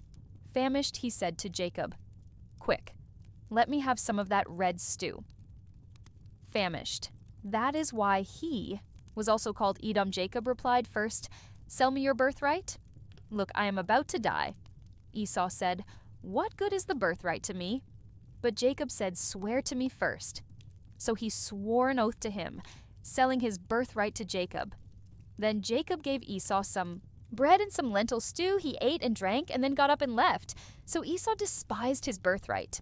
Now there was a famine in the land besides the previous famine in Abraham's time, and Isaac went to Abimelech, king of the Philistines in Gerar. The Lord appeared to Isaac and said, "Do not go down to Egypt. Live in the land where I tell you to live. Stay in this land for a while, and I will be with you and will bless you.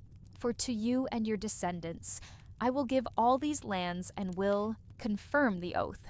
I swore to your father Abraham, I will make your descendants as numerous as the stars in the sky and will give them all these lands. And through your offspring all nations on earth will be blessed, because Abraham obeyed me and did everything I required of him, keeping my commands, my decrees, and my instructions." So Isaac stayed in Gerar. When the men of that place asked him about his wife, he said, "She is my sister," because he was afraid to say, "She is my wife." He thought the men of this place might kill me on account of Rebekah, because she is beautiful, when Isaac had been there a long time. Abimelech, king of the Philistines, looked down from a window and saw Isaac caressing his wife Rebekah. So Abimelech summoned Isaac and said, "She is really your wife? Why did you say she is my sister?" Isaac answered him, "Because I thought I might lose my life on account of her." Then Abimelech said, "What is this you have done to us? One of the men might well have slept with your wife, and you would have brought guilt upon us." So Abimelech gave orders to all the people, "Anyone who harms this man or his wife shall surely be put to death." Aak planted crops in that land, and the same year reaped 100-fold because the Lord blessed him. The man became rich, and his wealth continued to grow until he became very wealthy. He had so many flocks and herds, and servants that the Philistines envied him all the wells that his father's servants had dug in the time of his father. Abraham the Philistine stopped up filling them with earth. Then Abimelech said to Isaac, "Move away from us. You have become too powerful for us." So Isaac moved away from there and encamped in the valley of Gerar, where he settled. Isaac reopened the wells that had been dug in the time of his father Abraham, which the Philistines had stopped up after Abraham died, and he gave them the same names his father had given them. Isaac's servants dug in the valley and discovered a well of fresh water there. But the herdsmen of Gerar quarreled with those of Isaac and said, "The water is ours." So he named the well Esek because they disputed with him. Then they dug another well, but they quarreled over that one also. So he named it Sitnah. He moved from there and dug another well, and no one quarreled over it. He named it Rehoboth, saying, "Now the Lord has given us room, and we will flourish in the land from there." He went up to Beersheba that night. The Lord appeared to him and said, "I am the God of your father Abraham. Do not be afraid, for I am with you. I will bless you and will increase the number of your descendants. For the sake of my servant Abraham, Isaac built an altar there and called on the name of the Lord there. He pitched his tent, and there his servants dug her well. Meanwhile, Abimelech had come to him from Gerar with her husband, his personal advisor, and Phicol, the commander of his forces. Isaac asked them, "Why have you come to me, since you were hostile to me, and sent me away?" They answered, "We saw clearly that the Lord was with you. So we said there ought to be a sworn agreement between us, and you let us make a treaty with you that you will do us no harm, just as we did not harm you, but always treated you well and sent you away peacefully. And now you are blessed by the Lord." Isaac then made a feast for them, and they ate and drank early the next morning. The men swore an oath to each other. Then Isaac sent them on their way, and they went away peacefully. That day Isaac's servants came and told him about the well they had dug. They said, "We found water." He called it Sheba, and to this day the name of the town has been Beersheba. When Esau was 40 years old, he married Judith, daughter of Beeri, the Hittite, and also Basemath, daughter of Elon. The Hittite, they were a source of grief to Isaac and Rebekah. When Isaac was old and his eyes were so weak that he could no longer see, he called for Esau, his older son, and said to him, "My son, here I am," he answered. Isaac said, "I am now an old man, and don't know the day of my death. Now then, get your equipment, your quiver and bow, and go out to the open country to hunt some wild game for me. Prepare me the kind of tasty food I like, and bring it to me to eat so that I may give you my blessing." Before I die, now Rebekah was listening as Isaac spoke to his son Esau when he saw left for the open country to hunt game and bring it back. Rebekah said to her son Jacob, "Look, I overheard your father say to your brother Esau, 'Bring me some game and prepare me some tasty food to eat so that I may give you my blessing in the presence of the Lord. Before I die now, my son, listen carefully and do what I tell you. Go out to the flock and bring me 2 choice young goats so I can prepare some tasty food for your father just the way he likes it. Then take it to your father to eat so that he may give you his blessing before he dies." Jacob said to Rebekah, his mother, "But my brother Esau is a hairy man while I have smooth skin. What if my father touches me? I would appear to be tricking him and would bring down a curse on myself rather than a blessing." His mother said to him, "My son, let the curse fall on me. Just do what I say. Go and get them for Maso." He went and got them and brought them to his mother, and she prepared some tasty food just the way his father liked it. Then Rebekah took the best clothes of Esau, her older son, which she had in the house, and put them on her younger son Jacob. She also covered his hands and the smooth part of his neck with the goat skins. Then she handed to her son Jacob the tasty food and the bread she had made. He went to his father and said, "My father." "Yes, my son," he answered. "Who is it?" Jacob said to his father. "Am Esau, your firstborn. I have done as you told me. Please sit up and eat some of my game so that you may give me your blessing." Isaac asked his son, "How did you find it so quickly?" "My son, the Lord your God gave me success," he replied. Then Isaac said to Jacob, "Come near so I can touch you, my son, to know whether you really are my son." Esau or not, Jacob went close to his. Father Isaac, who touched him, and said, "The voice is the voice of Jacob." But the hands at the hands of Esau, he did not recognize him, for his hands were hairy like those of his brother Esau. So he proceeded to bless him. "Are you really my son Esau?" He asked. "I am," he replied. Then he said, "My son, bring me some of your game to eat, so that I may give you my blessing." Jacob brought it to him, and he ate, and he brought some wine, and he drank. Then his father Isaac said to him, "Come here, my son, and kiss me so." He went to him and kissed him. When Isaac caught the smell of his clothes, he blessed him and said, "The smell of my son is like the smell of a field that the Lord has blessed. May God give you heaven's dew and earth's richness and abundance of grain. And new wine may nations serve you, and peoples bow down to you. Be lord over your brothers, and may the sons of your mother bow down to you. May those who curse you be cursed, and those who bless you be blessed." After Isaac finished blessing him, and Jacob had scarcely left his father's presence, his brother Esau came in from hunting. He too prepared some tasty food and brought it to his father. Then he said to him, "My father, please sit up and eat some of my games, that you may give me your blessing." His father Isaac asked him, "Who are you?" "I am your son," he answered, "your firstborn." Esau trembled violently and said, "Who was it then that hunted game and brought it to me? I ate it just before you came, and I blessed him, and indeed he will be blessed." When Esau heard his father's words, he burst out with a loud and bitter cry and said to his father, "Bless me too, my father." But he said, "Your brother came deceitfully and took your blessing." Esau said, "Isn't he rightly named Jacob? This is the second time he has taken advantage of me. He took my birthright, and now he's taken my blessing." Then he asked, "Haven't you reserved any blessing for me?" Isaac answered, "Esau, I have made him lord over you, and have made all his relatives his servants, and I have sustained him with grain and new wine. So what can I possibly do for you?" My son Esau said to his father, "Do you only have one blessing?" "My father." "Bless me too, my father." Then Esau wept aloud. His father Isaac answered him, "Your dwelling will be away from the earth's richness, away from the dew of heaven above. You will live by the sword, and you will serve your brother. But when you grow restless, you will throw his yoke from off your neck." So held a grudge against Jacob because of the blessing his father had given him. He said to himself, "The days of mourning for my father are near, then I will kill my brother Jacob." When Rebekah was told what her older son Esau had said, she sent for her younger son Jacob and said to him, "Your brother Esau is planning to avenge himself by killing you now.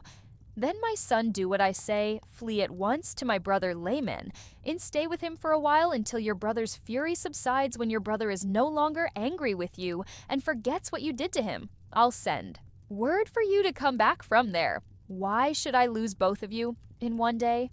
Then Rebekah said to Isaac, "I'm disgusted with living because of these Hittite women. If Jacob takes a wife from among the women of this land, from Hittite women like these, my life will not be worth living." So Isaac called for Jacob and blessed him.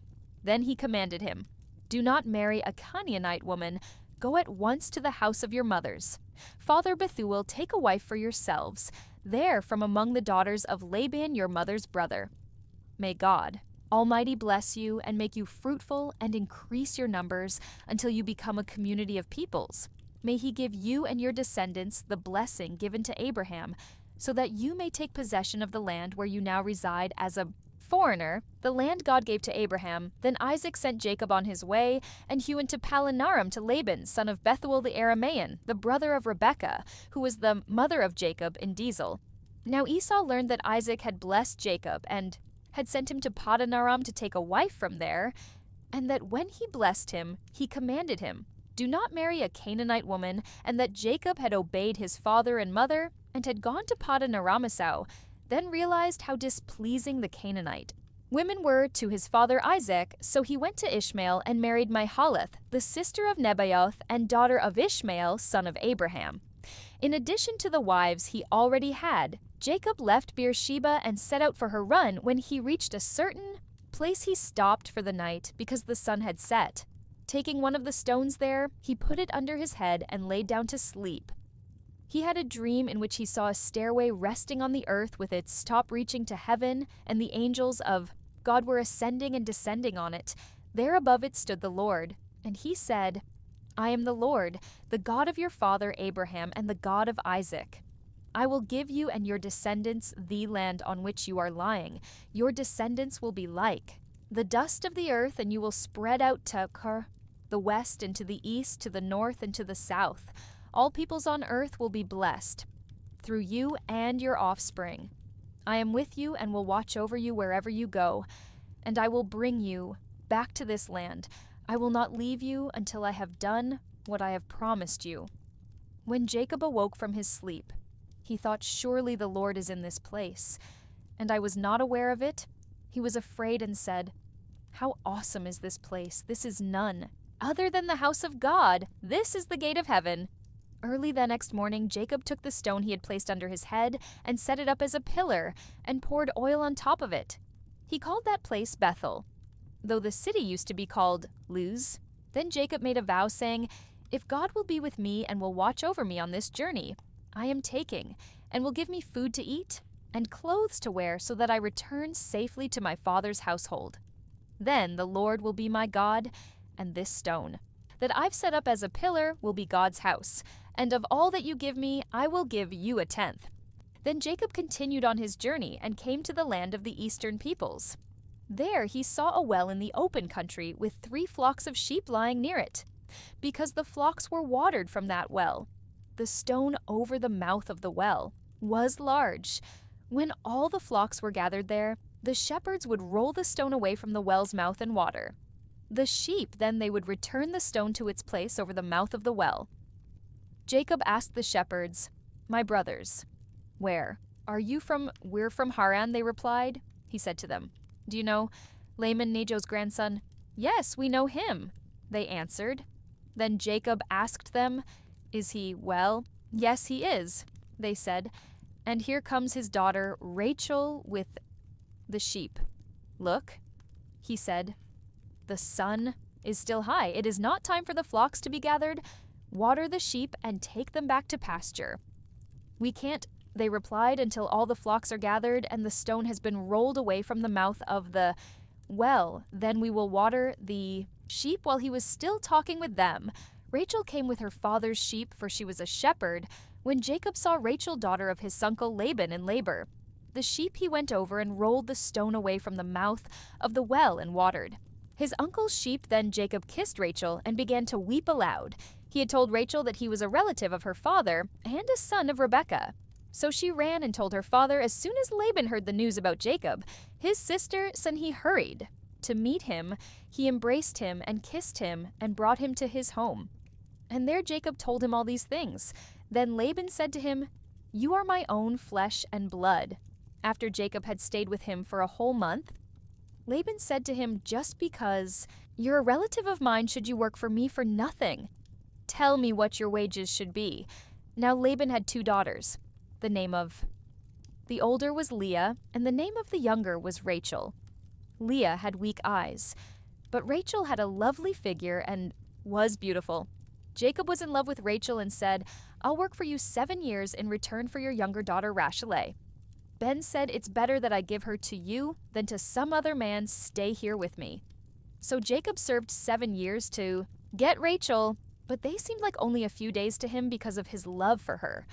Then Jacob said to Laban, give me my wife. My time is completed and I want to make love to her. So Laban brought together all the people of the place and gave a feast. But when the evening came, he took his daughter Leah and brought her to Jacob, and Jacob made a love to her. And Laban gave his servant Zilpah to his daughter as her attendant when morning came. There was Leah. So Jacob said to Laban, what is this you have done to me? Served you for Rachel, didn't I? Why have you deceived me?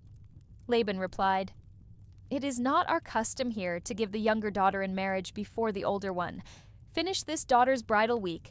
Then we will give you the younger one also, in return for another 7 years of work. And Jacob did so. He finished the week with Leah, and then Laban gave him his daughter, Rachel, to be his wife. Laban gave his servant Bilhah to his daughter Rachel as her attendant. Jacob made love to Rachel also, and his love for Rachel was greater than his love for Leah, and he worked for Laban another 7 years. When the Lord saw that Leah was not loved, he enabled her to conceive, but Rachel remained childless. Leah became pregnant and gave birth to a son. She named him Reuben, for she said, "It is because the Lord has seen my misery. Surely my husband will love me." Now she conceived again, and when she gave birth to a son, she said, "Because the Lord heard that I am not loved, he gave me this one too." So she named him Simeon again. She conceived, and when she gave birth to son, she said, "Now at last my husband will become attached to me because I have borne him 3 sons." So he was named Levi. She conceived again, and when she gave birth to a son, she said, "This time I will praise the Lord." So she named him Judah, then she stopped having children.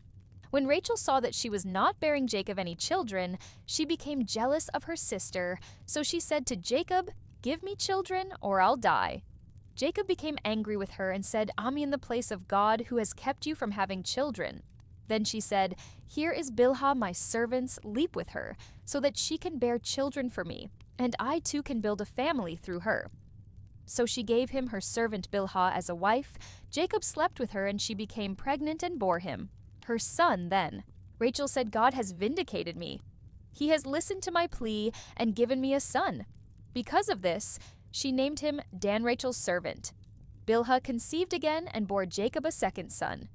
Then Rachel said, "I have had a great struggle with my sister, and I have won," so she named him Naphtali when Leah saw that she had stopped having children. She took her servant Zilpah and gave her to Jacob as a wife. Leah's servant, Zilpah, bore Jacob a son. Then Leah said, "What good fortune!" So she named him Gad. Leah's servant Zilpah brought Jacob a second son. Then Leah said, "How happy I am! The women will call me happy." So she named him Asher during wheat harvest. Reuben went out into the fields and found some mandrake plants, which he brought to his mother. Leah Rachel said to Leah, "Please give me some of your son's mandrakes." But she said to her, "Wasn't it enough that you took away my husband? Will you take my son's mandrakes too?" "Very well," Rachel said, "he can sleep with you tonight in return for your son's mandrakes." So when Jacob came in from the fields that evening, Leah went out to meet him. "You must sleep with me," she said. "I have hired you with my son's mandrakes." So he slept with her that night. God listened to Leah, and she became pregnant and bore Jacob a 5th son. Then Leah said, "God has rewarded me for giving my servant to my husband."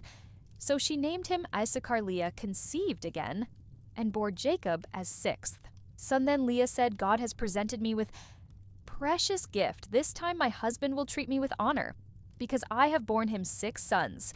So she named him Zebulun. Sometime later she gave birth to a daughter and named her Dinah. Then God remembered Rachel. He listened to her and enabled her to conceive. She became pregnant and gave birth to Asan and said, "God has taken away my disgrace." She named him Joseph and said, "May the Lord add to me another son." After Rachel gave birth to Joseph, Jacob said to Laban, "Send me on my way so I can go back to my own homeland. Give me my wives and children for whom I have served you, and I will be on my way. You know how much work I've done for you." But Laban said to him, "If I have found favor in your eyes, please stay. I have learned by divination that the Lord has blessed me because of you." He added, "Name your wages, and I will pay them." Jacob said to him, "You know how I have worked for you and how your livestock has fared under my care. The little you had before I came has increased greatly, and the Lord has blessed you wherever I have been. But now when may I do something for my own household?" "What shall I give you?" he asked. "Don't give me anything," Jacob replied. "But if you will do this, one thing for me I will. Go on tending your flocks and watching over them. Let me go through all your flocks today and remove from them every speckled or spotted sheep, every dark-colored lamb, and every spotted or speckled goat. They will be my wages, and my honesty will testify for me in the future. Whenever you check on the wages, you have paid me any goat in my possession that is not speckled or spotted, or any lamb that is not dark-colored will be considered stolen." "Agreed," said Laban. "Let it be as you have said that same day." He removed all the male goats that were streaked or spotted, and all the speckled or spotted female goats, all that had white on them, and all the dark-colored lambs, and he placed them in the care of his sons. Then he put a 3-day journey between himself and Jacob, while Jacob continued to tend the rest of Laban's flocks. Jacob, however, took fresh cut branches from poplar, almond, and plane trees and made white stripes on them by peeling the bark and exposing the white inner wood of the branches.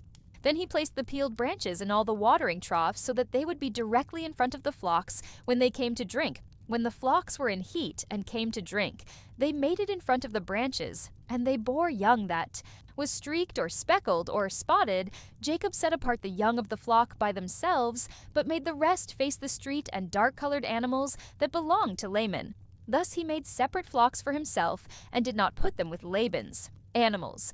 Whenever the stronger females were in heat, Jacob would place the branches in the troughs in front of the animals so that they would mate near the branches. But if the animals were weak, he would not place them there, so the weak animals went to Laban and the strong ones went to Jacob in. This way the man grew exceedingly prosperous and came to own large flocks and female, and male servants and camels and donkeys.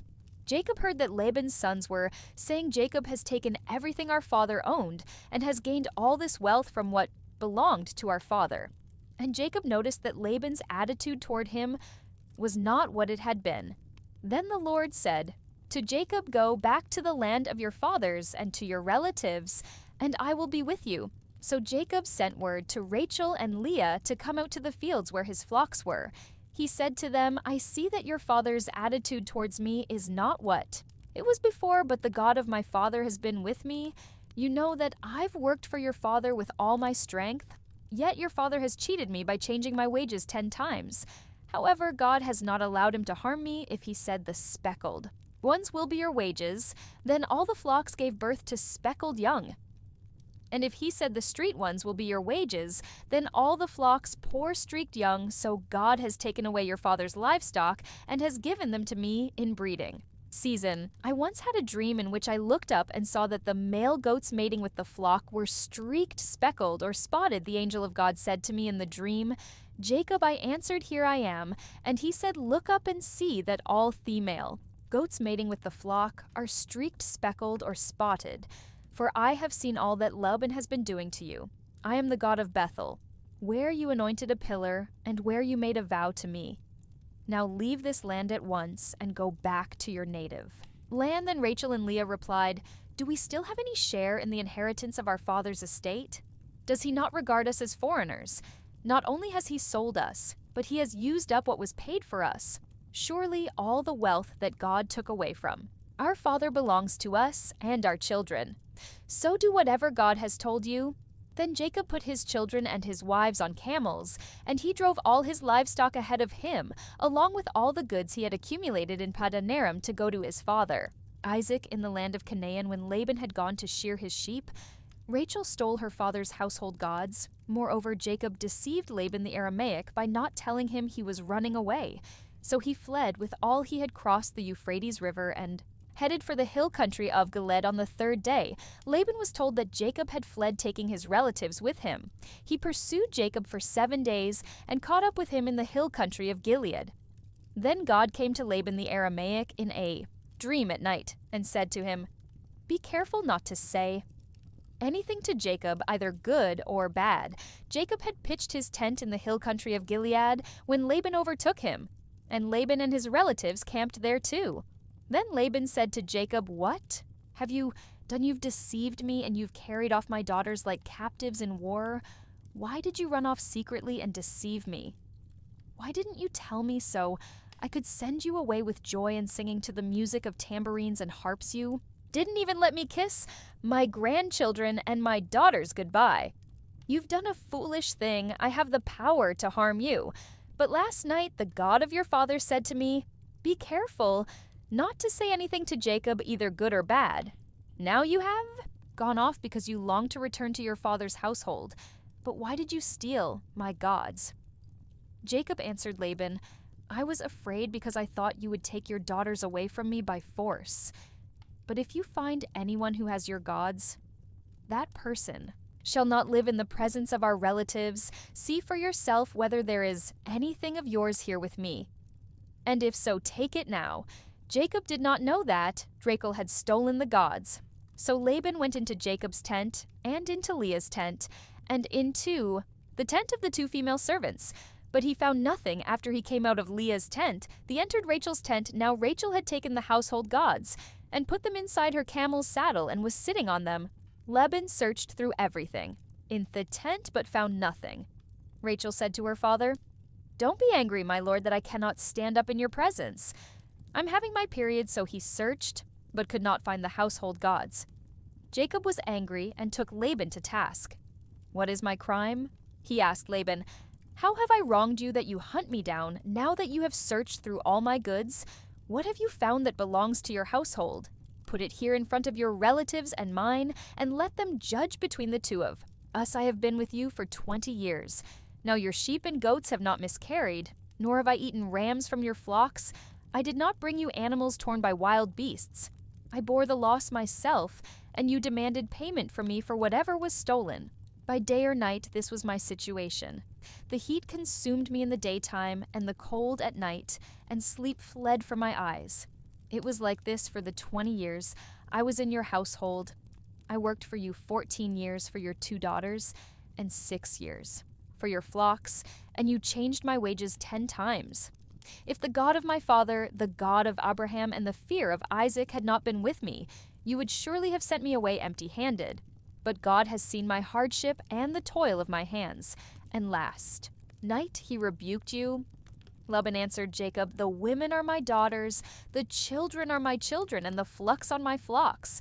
All you see is mine, yet what can I do today about these daughters of mine, or about the children they have borne? Come now, let's make a covenant, you and I, and let it serve as a witness between us." So Jacob took a stone and set it up as a pillar. He said to his relatives, "Gather some stones." So they took stones and piled them in a heap, and they ate there by the heap Laban called Itjigasehaduta, and Jacob called it Galeed Laban, said, "This heap is a witness between you and me today." That is why it was called Galeed. It was also called Mizpah, because he said, "May the Lord keep watch between you and me when we are away from each other. If you ill-treat my daughters, or if you take any wives besides my daughters, even though no one is with us, remember that God is a witness between you and me." Laban also said to Jacob, "Here is this heap, and here is the pillar I have set up between you and Meth's heap is a witness, and this pillar is a witness that I will not go past this heap to your side to harm you, and that you will not go past this heap and pillar to my side to harm me. May the God of Abraham and the God of Nahor, the God of their father, judge between us." So Jacob took an oath in the name of the fear of his father. Isaac he offered a sacrifice there in the hill country and invited his relatives to a meal. After they had eaten, they spent the night there early the next morning. Laban kissed his grandchildren and his daughters and blessed them. Then he left and returned home. Jacob also went on his way, and the angels of God met him when Jacob saw them. He said, "This is the camp of God." So he named that place. Jacob sent messengers ahead of him to his brother Esau in the land of Seir, the country of Edom. He instructed them, "This is what you are to say to my lord Esau. Your servant Jacob says, I have been staying with Laban and have remained there till now. I have cattle and donkeys, sheep and goats, male and female servants. Now I am sending this message to my lord that I may find favor in your eyes." When the messengers returned to Jacob, they said, "We went to your brother Esau, and now he is coming to meet you. And 400 men are with him in great fear and distress." Jacob divided the people who were with him into 2 groups, in the flocks and herds and camels. Well, he thought, if Esau comes and attacks one group, the group that is left may escape. Then Jacob prayed, "O God of my father Abraham, God of my father Isaac, Lord, you who said to me, 'Go back to your country and your relatives, and I will make you prosper,' I am unworthy of all the kindness and faithfulness you have shown. Your servant had only my staff when I crossed this Jordan, but now I have become 2 camps. Save me, I pray, from the hand of my brother Esau, for I am afraid he will come and attack me, and also the mothers with their children." But you have said, I will surely make you prosper, and will make your descendants like the sand of the sea, which cannot be counted. He spent the night there.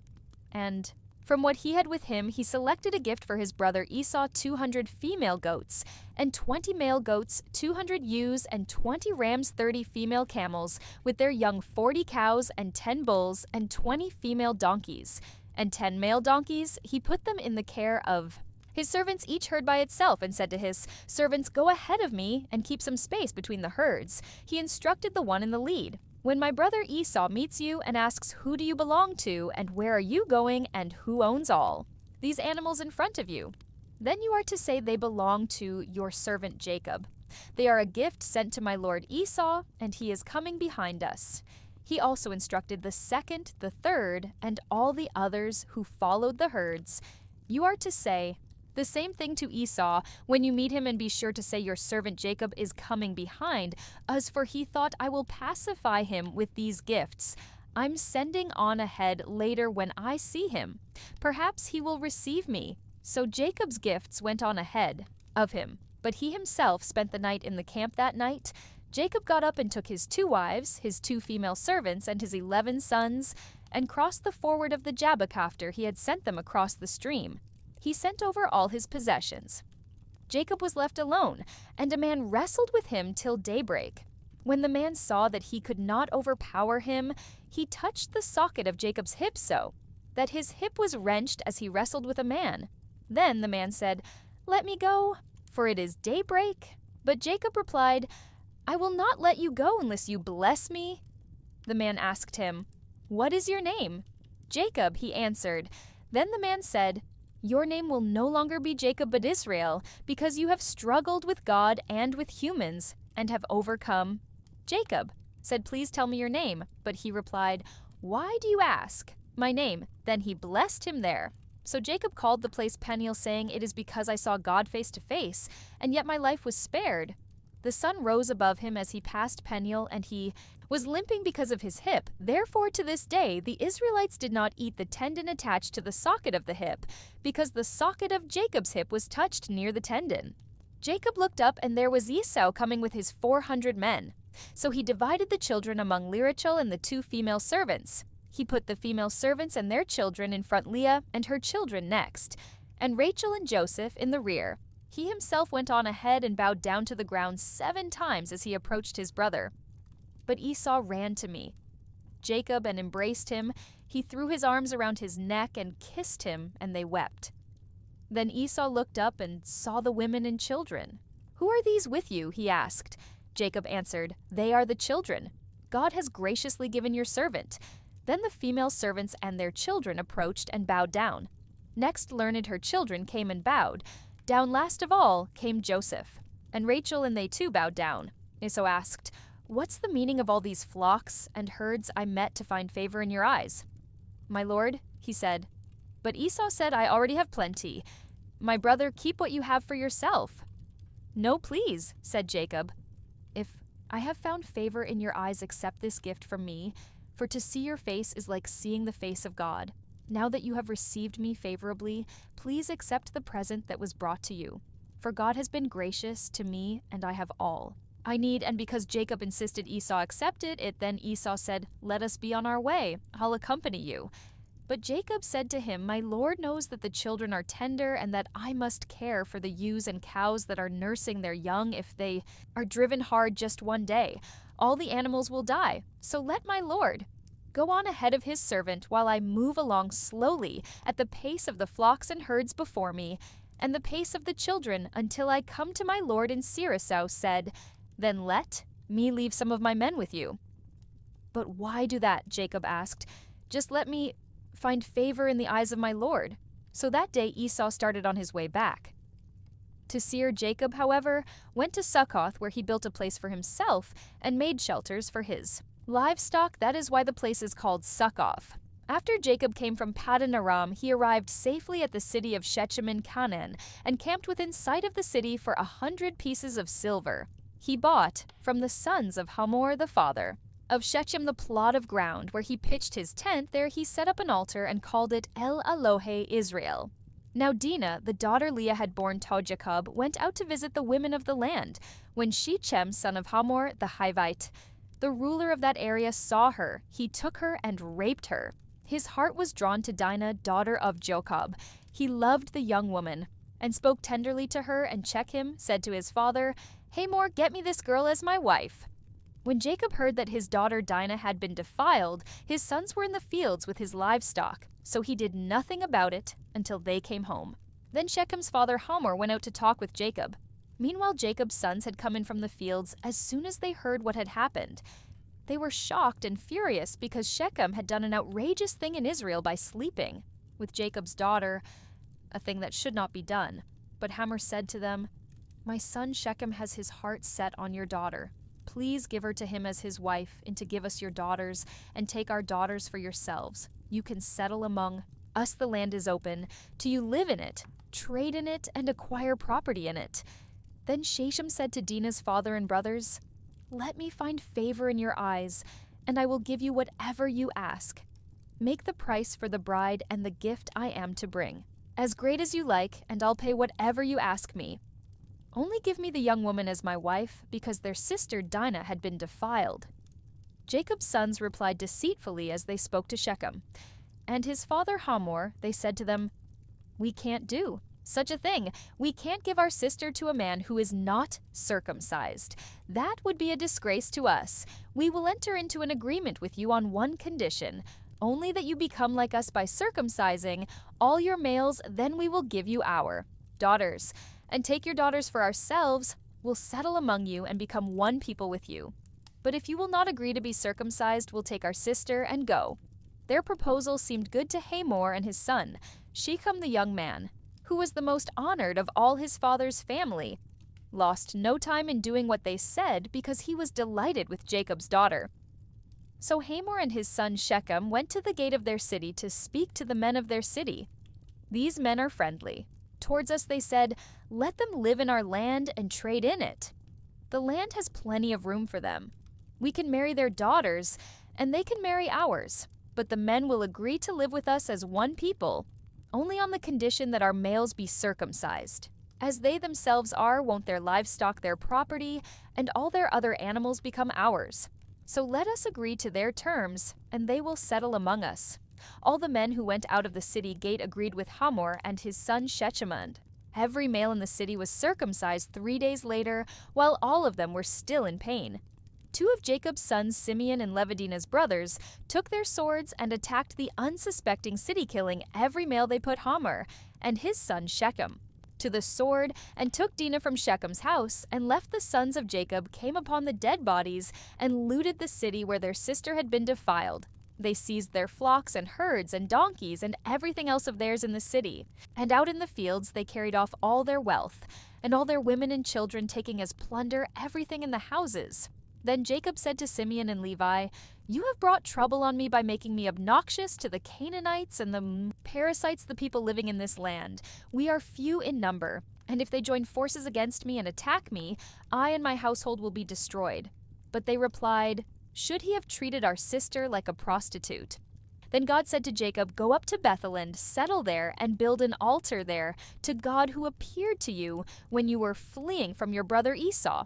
So Jacob said to his household and all who are with him, Get rid of the foreign gods you have with you, and purify yourselves, and change your clothes. Then come, let us go up to Bethel, where I will build an altar to God who answered me in the day of my distress, and who has been with me wherever I have gone. So they gave Jacob all the foreign gods they had and the rings in their ears, and Jacob buried them under the oak at Shechem. Then they set out, and the terror of God fell on the towns all around them, so that no one pursued them. Jacob and all the people with him came to Luz, that is, Bethel, in the land of Canaan. There he built an altar, and he called the place El Bethel, because it was there that God revealed himself to him when he was fleeing from his brother. Now Deborah, Rebekah's nurse, died and was buried under the oak outside Bethel. So it was named Alan after Jacob returned from Paddan Aram. God appeared to him again and blessed him. God said to him, Your name is Jacob, but you will no longer be called Jacob. Your name will be Israel. So he named him Israel, and God said to him, God Almighty, be fruitful and increase in number. A nation and a community of nations will come from you, and kings will be among your descendants. The land I gave to Abraham and Isaac, I also give to you, and I will give this land to your descendants. After youth and God went up from him at the place where he had talked with him, Jacob set up a stone pillar at the place where God had talked with him, and he poured out a drink offering on it. He also poured oil on it. Jacob called the place where God had talked with him Bethel. Then they moved on from Bethel, while they were still some distance from Ephraim. Rachel began to give birth and had great difficulty.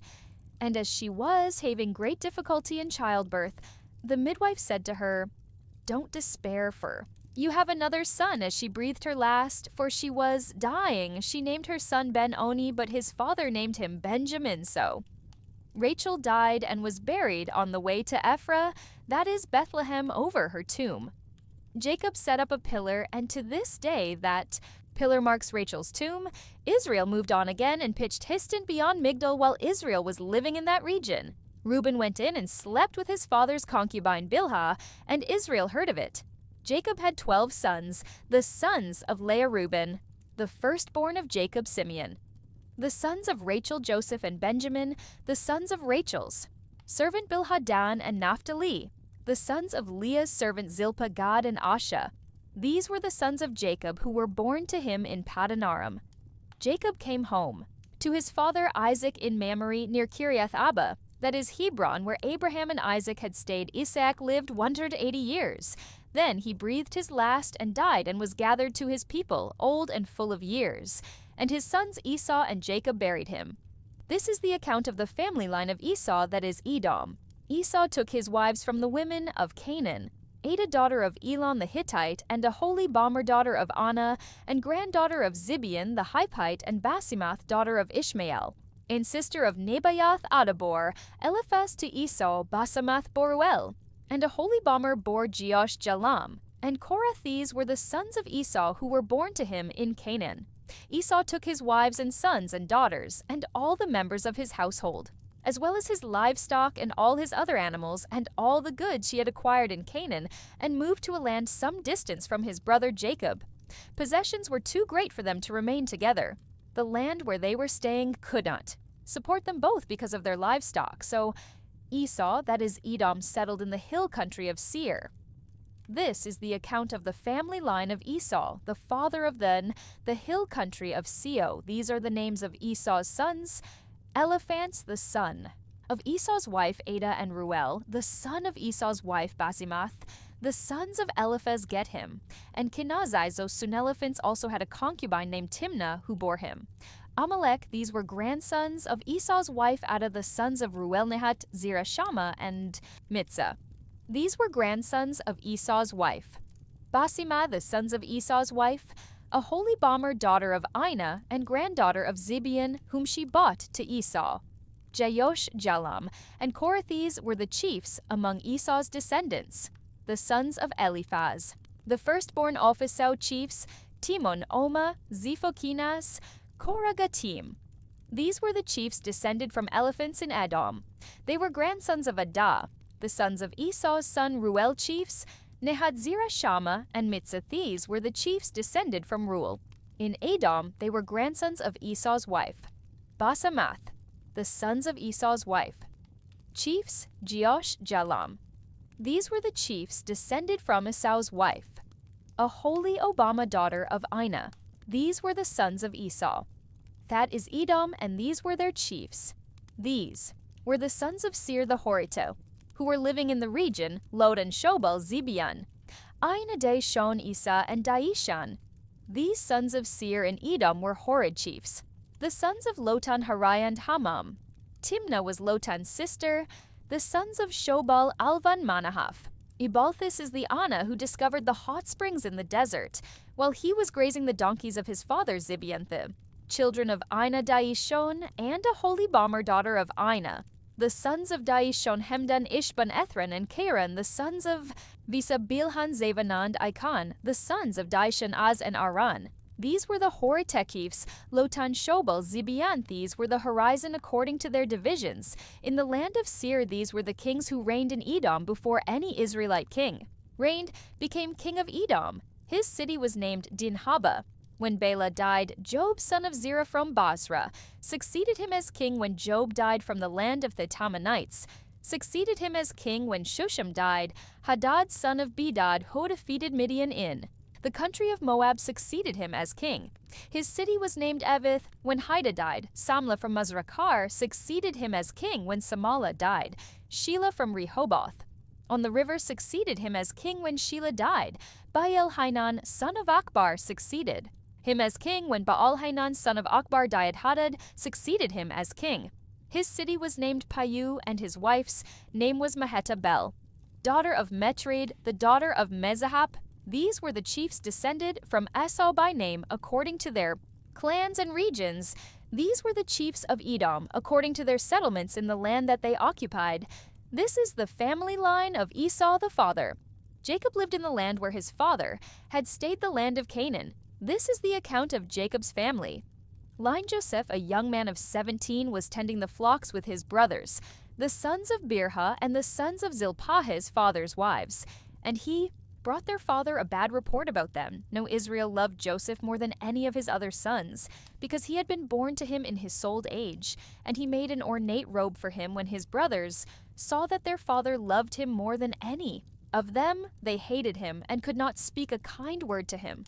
Joseph had a dream, and when he told it to his brothers, they hated him all the more. He said to them, "Listen to this dream. We were binding sheaves of corn out in the field, when suddenly my sheath rose and stood upright, while your sheaves gathered round mine and bowed down to it." His brother said to him, "Do you intend to reign over us? Will you actually rule us?" And they hated him all the more because of his dream and what he had said. Then he had another dream, and he told it to his brothers. "Listen," he said, "I had another dream, and this time the sun and moon and 11 stars were bowing down to me." When he told his father, as well as his brothers, his father rebuked him and said, "What is this dream you had? Will your mother and I and your brothers actually come and bow down to the ground before you?" His brothers were jealous of him, but his father kept the matter in mind. Now his brothers had gone to graze their father's flocks near Shechem, and Israel said to Josephus, "You know, your brothers are grazing the flocks near Shechem. Come, I'm going to send you to them." "Very well," he replied. So he said to him, "Go and see if all is well with your brothers and with the flocks, and bring word back to me." Then he sent them off from the valley of Hebron. When Joseph arrived to check him, a man found him wandering around in the fields and asked him, "What are you looking for?" He replied, "I'm looking for my brothers. Can you tell me where they are grazing their flocks?" "They've moved on from here," the man answered. "I heard them say, 'Let's go to Dothan.'" So Joseph went after his brothers and found them near Dothan, but they saw him in the distance, and before he reached them, they plotted to kill. "Here comes that dreamer," they said to each other. "Come now, let's kill him and throw him into one of these systems and say that a ferocious animal devoured him. Then we'll see what comes of his dreams." When Reuben heard this, he tried to rescue him from their hands. "Let's not take his life," he said. "Don't shed any blood. Throw him into this system here in the wilderness, but don't lay a hand on him." Reuben said this to rescue him from them and take him back to his father. So when Joseph came to his brothers, they stripped him of his robe, the ornate robe he was wearing, and they took him and threw him into the system. The system was empty. There was no water in it as they sat down to eat their meal. They looked up and saw a caravan of Ishmaelites coming from Gilead. Their camels were loaded with spices, balm, and myrrh, and they were on their way to take them down to Egypt. Judah said to his brothers, "What will we gain if we kill our brother and cover up his blood? Come, let's sell him to the Ishmaelites and not lay our hands on him. After all, he is our brother, our own flesh and blood." His brothers agreed. So when the Midianite merchants came by, his brothers pulled Joseph up out of the cistern and sold him for 20 shekels of silver to the Ishmaelites, who took him to Egypt. When Reuben returned to the system and saw that Joseph was not there, he tore his clothes. He went back to his brothers and said, "The boy isn't there. Where can I turn now?" Then they got Joseph's robe slaughtered, a goat, and dipped the robe in the blood. They took the ornate robe back to their father and said, "We found this, examine it to see whether it is your son's robe." He recognized it and said, "It is my son's robe. Some ferocious animal has devoured him. Joseph has surely been torn to pieces." Then Jacob tore his clothes, put on sackcloth, and mourned for his son many days. All his sons and daughters came to comfort him, but he refused to be comforted. "No," he said, "I will continue to mourn until I join my son in the grave." So his father wept for him. Meanwhile, the Midianites sold Joseph in Egypt to Potiphar, one of Pharaoh's officials, the captain of the guard. At that time, Judah left his brothers and went down to stay with the man of Adullam named Hirathah. Judah met the daughter of a Canaanite man named Shua. He married her and made love to her. She became pregnant and gave birth to a son who was named. She conceived again and gave birth to a son and named him Onan. She gave birth to still another son and named him Shelah. It was a Kisib that she gave birth to him. Judah got a wife, his firstborn, and her name was Tema, but Judah's firstborn was wicked in the Lord's sight, so the Lord put him to death. Then Judah said to Onan, "Sleep with your brother's wife, and fulfill your duty to her as a brother-in-law to raise up offspring for your brother." But Onan knew that the child would not be his. So whenever he slept with his brother's wife, he spilled his semen on the ground to avoid providing offspring for his brother. What he did was wicked in the Lord's sight, so the Lord put him to death. Also Judah then said to his daughter-in-law Tamar, "Live as a widow in your father's household, until my son Shelah grows up, for he thought he may die too." Just like his brothers, Tamar went to live in her father's household. After a long time, Judah's wife, the daughter of Shur, died when Judah had recovered. From his grief, he went up to Timnah to the men who were sharing his sheep and his friend Hira. The Adullamite went with him. When Tamar was told, "Your father-in-law is on his way to Tin, now to share his sheep," she took off her widow's clothes, covered herself with a veil to disguise herself, and then sat down at the entrance to a name which is on the road to Timnah, for she saw that though Shelah had now grown up, she had not been given to him as his wife. When Judah saw her, he thought she was a prostitute, for she had covered her face, not realizing that she was his daughter-in-law. He went over to her by the roadside and said, "Come now, let me sleep with you, and what will you give me to sleep with you?" She asked, "I'll send you a young goat from my flock." He said, "Will you give me something as a pledge until you send it?" She asked. He said, "What pledge should I give you? Your seal and its cord, and the staff in your hand?" She answered. So he gave them to her and slept with her, and she became pregnant. By him she left, she took off her veil and put on her widow's clothes again. Meanwhile, Judah sent the young goat by his friend the Dolomite in order to get his pledge back from the woman. But he did not find her. He asked the men who lived there, "Where is the shrine prostitute who was beside the road at the name?" "There hasn't been any shrine prostitute here," they said. So he went back to Judah and said, "I didn't find her." Besides, the men who lived there said, "There hasn't been any shrine prostitute." Here then Judah said, "Let her keep what she has, or we will become a laughingstock. After all, I did send her this young goat, but you didn't find her about 3 months later." Judah was told, "Your daughter-in-law Tamar is guilty of prostitution, and as a result, she is now pregnant." Judah said, "Bring her out and let her be burned to death." As she was being brought out, she sent a message to her father-in-law, "I am pregnant by the man who owns these," she said. And she added, "See if you recognize whose seal and cord and staff. These are." Judah recognized them and said, "She is more righteous than I, since I wouldn't give her to my son Shelah, and he did not sleep with her again when the time came for her to give birth.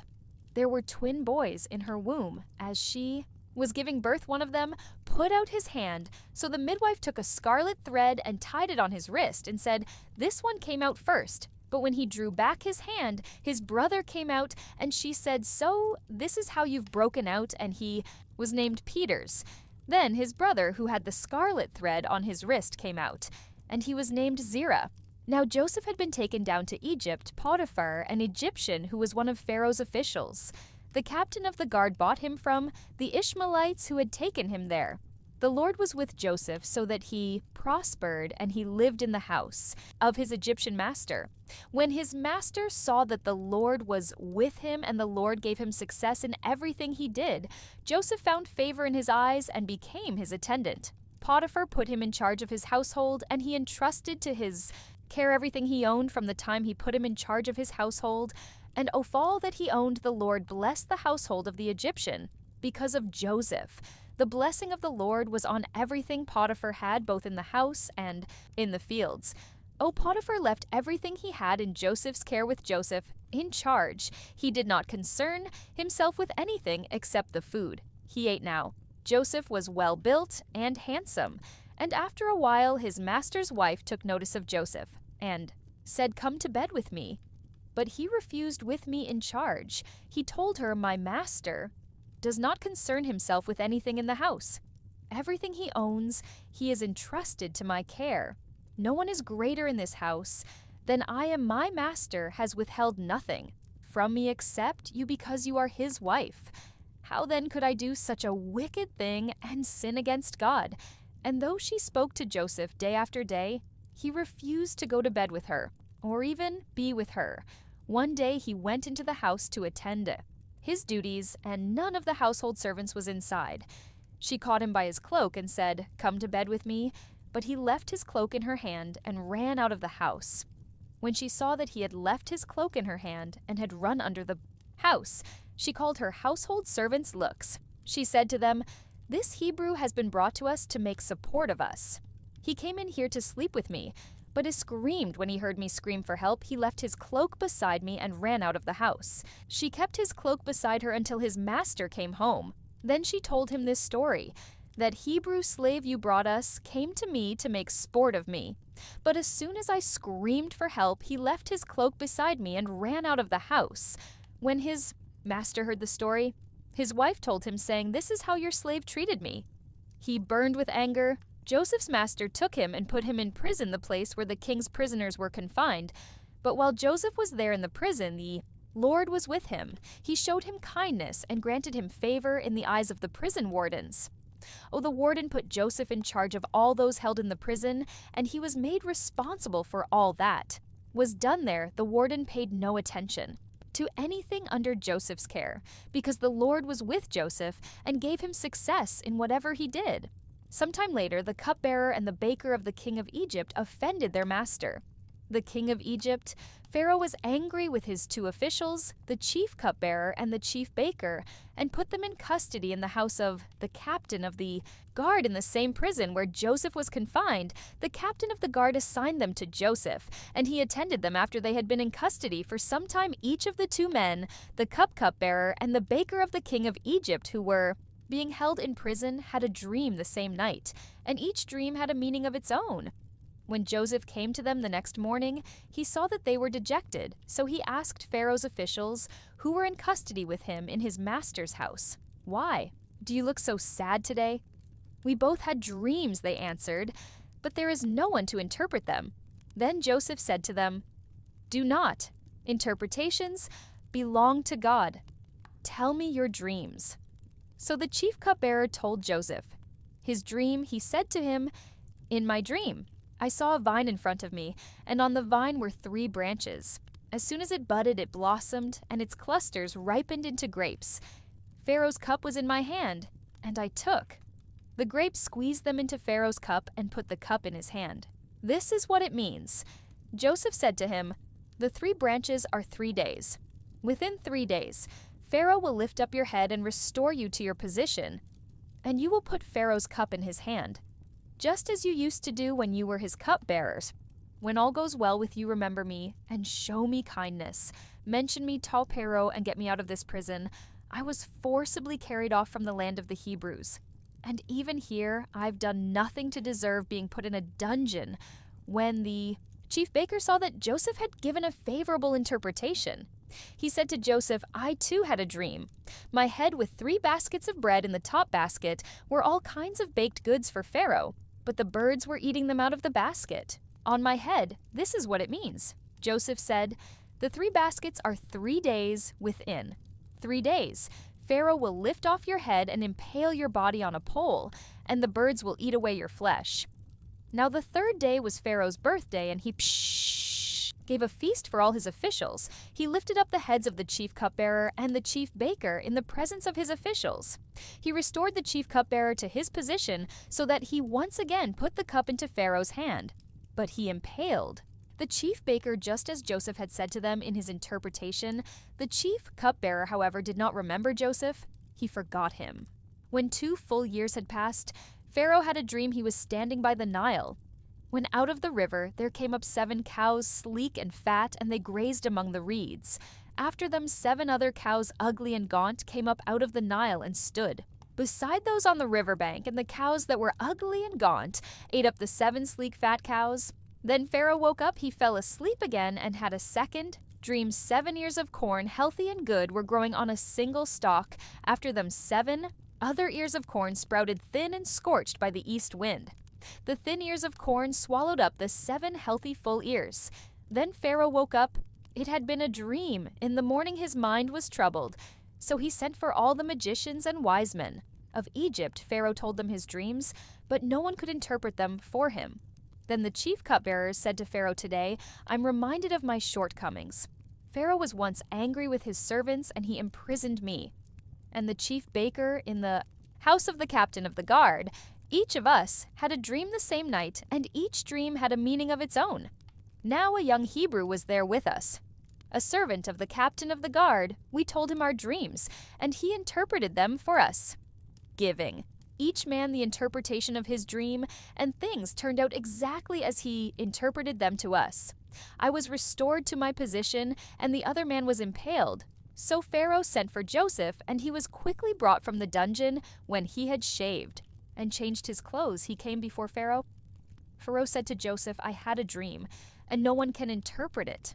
But I've heard it said of you that when you hear a dream, you can interpret it." "I cannot do it," Joseph replied to Pharaoh, "but God will give Pharaoh the answer he desires."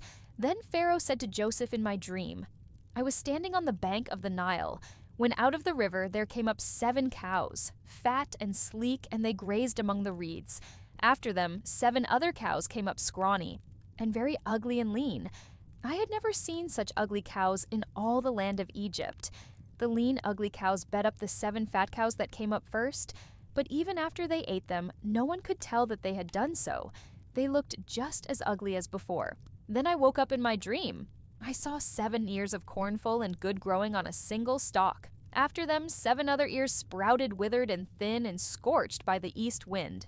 The thin ears of corn swallowed up the 7 good ears. I told this to the magicians, but none of them could explain it to me." Then Joseph said to Pharaoh, "The dreams of Pharaoh are one and the same. God has revealed to Pharaoh what he is about to do. The 7 good cows are 7 years, and the 7 good years of corn. 7 years. It is one and the same dream. The 7 lean, ugly cows that came up afterward the 7 years, and so are the 7 worthless ears of corn, scorched by the east wind. They are 7 years of famine. It is just as I said to Pharaoh. God has shown Pharaoh what he is about to do. 7 years of great abundance are coming throughout the land of Egypt, but 7 years of famine will follow them. Then all the abundance in Egypt will be forgotten, and the famine will ravage the land. The abundance in the land will not be remembered, because the famine that follows it will be so severe. The reason the dream was given to Pharaoh in 2 forms is that the matter has been firmly decided by God, and God will do it soon. And now let Pharaoh look for a discerning and wise man, and put him in charge of the land of Egypt. Let Pharaoh appoint commissioners over the land to take 1/5 of the harvest of Egypt. During the 7 years of abundance, they should collect all the food of these good years that are coming, and store up the grain under the authority of Pharaoh to be kept in the cities.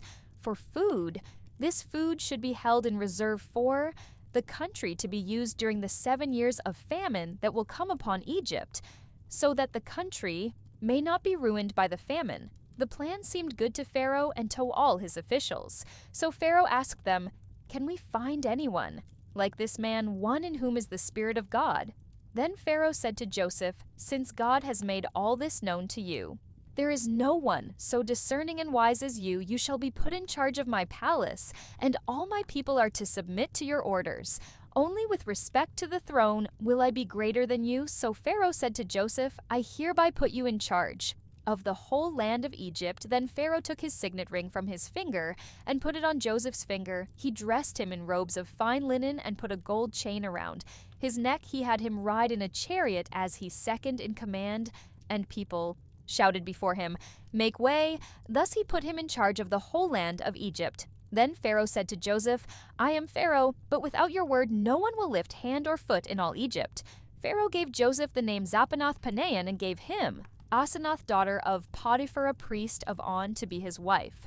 And Joseph went throughout the land of Egypt. Joseph was 30 years old when he entered the service of Pharaoh, king of Egypt. And Joseph went out from Pharaoh's presence and traveled throughout Egypt during the 7 years of abundance. The land produced plentifully. Joseph collected all the food produced in those 7 years of abundance in Egypt and stored it in the cities in each city. He put the food grown in the fields surrounding it. Joseph stored up huge quantities of grain like the sand of the sea. It was so much that he stopped keeping records because it was beyond measure before the years of famine came. 2 sons were born to Joseph by Asenath, daughter of Potiphar, priest. Of On Joseph named his firstborn Manasseh and said, "It is because God has made me forget all my trouble and all my father's household." The second son he named Ephraim and said, "It is because God has made me fruitful in the land of my suffering." The 7 years of abundance in Egypt came to an end, and the 7 years of famine began just as Joseph had said.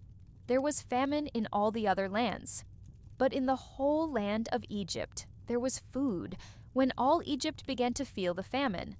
The people cried to Pharaoh for food. Then Pharaoh told all the Egyptians, "Go to Joseph and do what he tells you." When the famine had spread over the whole country, Joseph opened all the storehouses and sold grain to the Egyptians.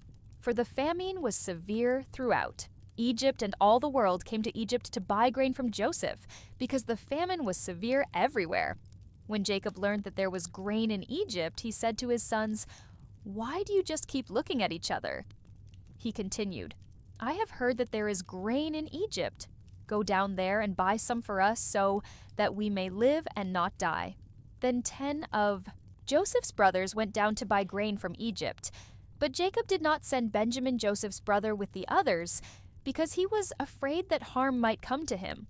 So Israel's sons were among those who went to buy grain, for there was famine in the land of Canaan also. Now Joseph was the governor of the land, the person who sold grain to all its people.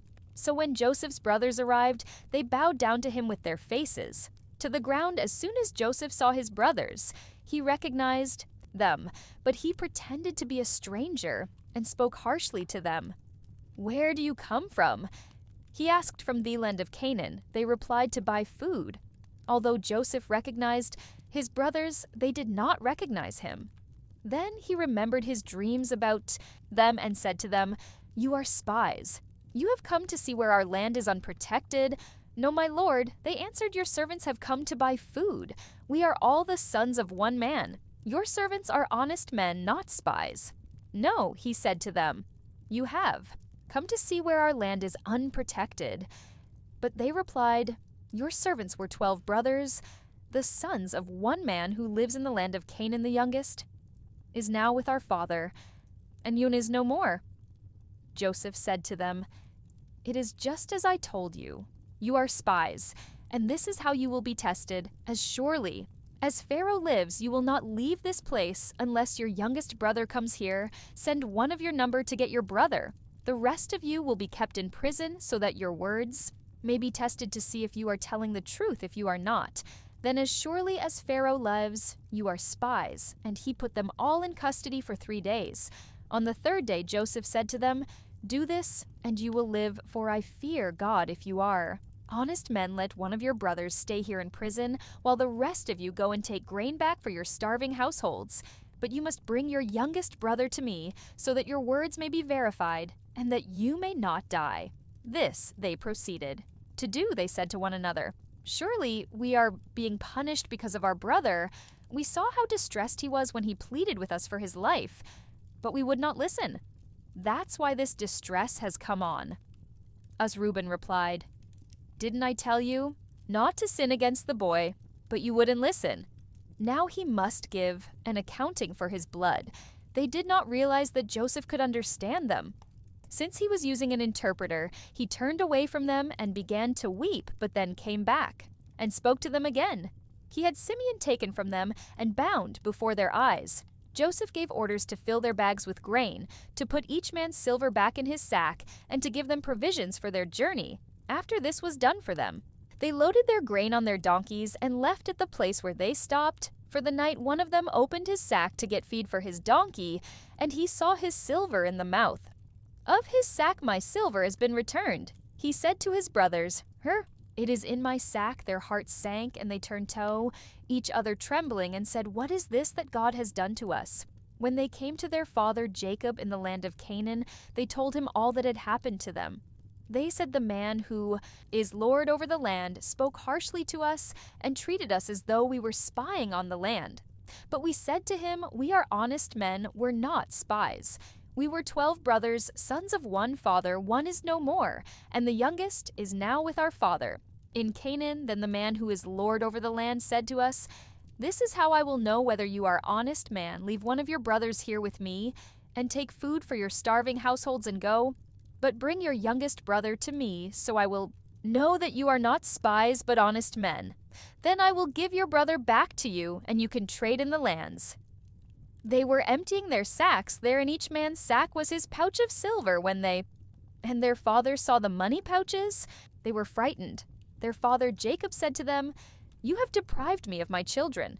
Joseph is no more, and Simeon is no more. And now you want to take Benjamin? Everything is against me.' Then Reuben said to his father, 'You may put both of my sons to death if I do not bring him back to you. Entrust him to my care, and I will bring him back.' But Jacob said, 'My son will not go down there with you. His brother is dead, and he is the only one left if harm comes to him on the journey you are taking. You will bring my gray head down to the grave in sorrow.' Now the famine was still severe in the land. So when they had eaten all the grain they had brought from Egypt, their father said to them, 'Go back and buy us a little more food.' But Judah said to him, 'The man warned us solemnly, "You will not see my face again unless your brother is with you. If you will send our brother along with us, we will go down and buy food for you. But if you will not send him, we will not go down. Because the man said to us, "You will not see my face again unless your brother is with you." Israel asked, "Why did you bring this trouble on me by telling the man you had another brother?"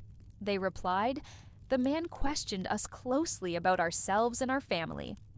'Is your father still living?' He asked us, 'Do you have another brother?' We simply answered his questions.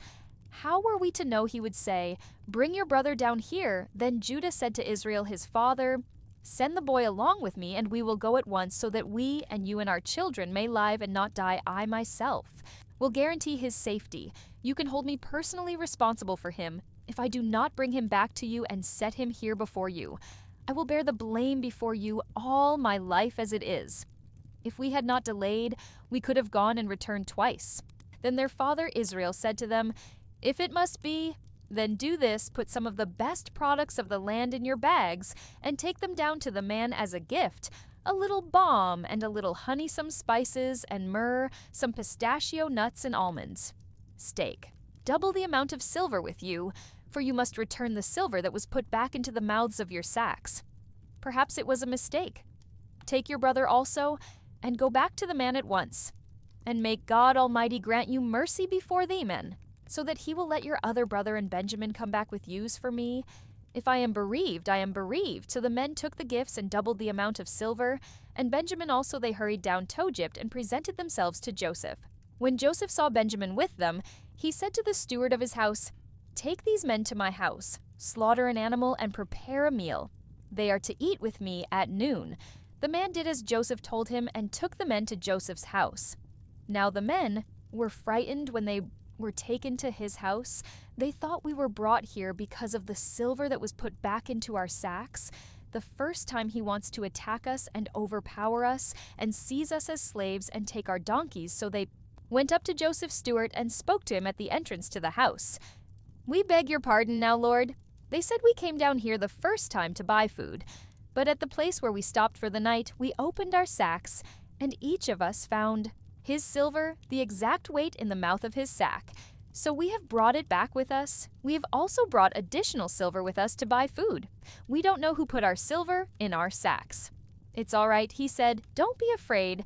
Your God, the God of your father, has given you treasure in your sacks.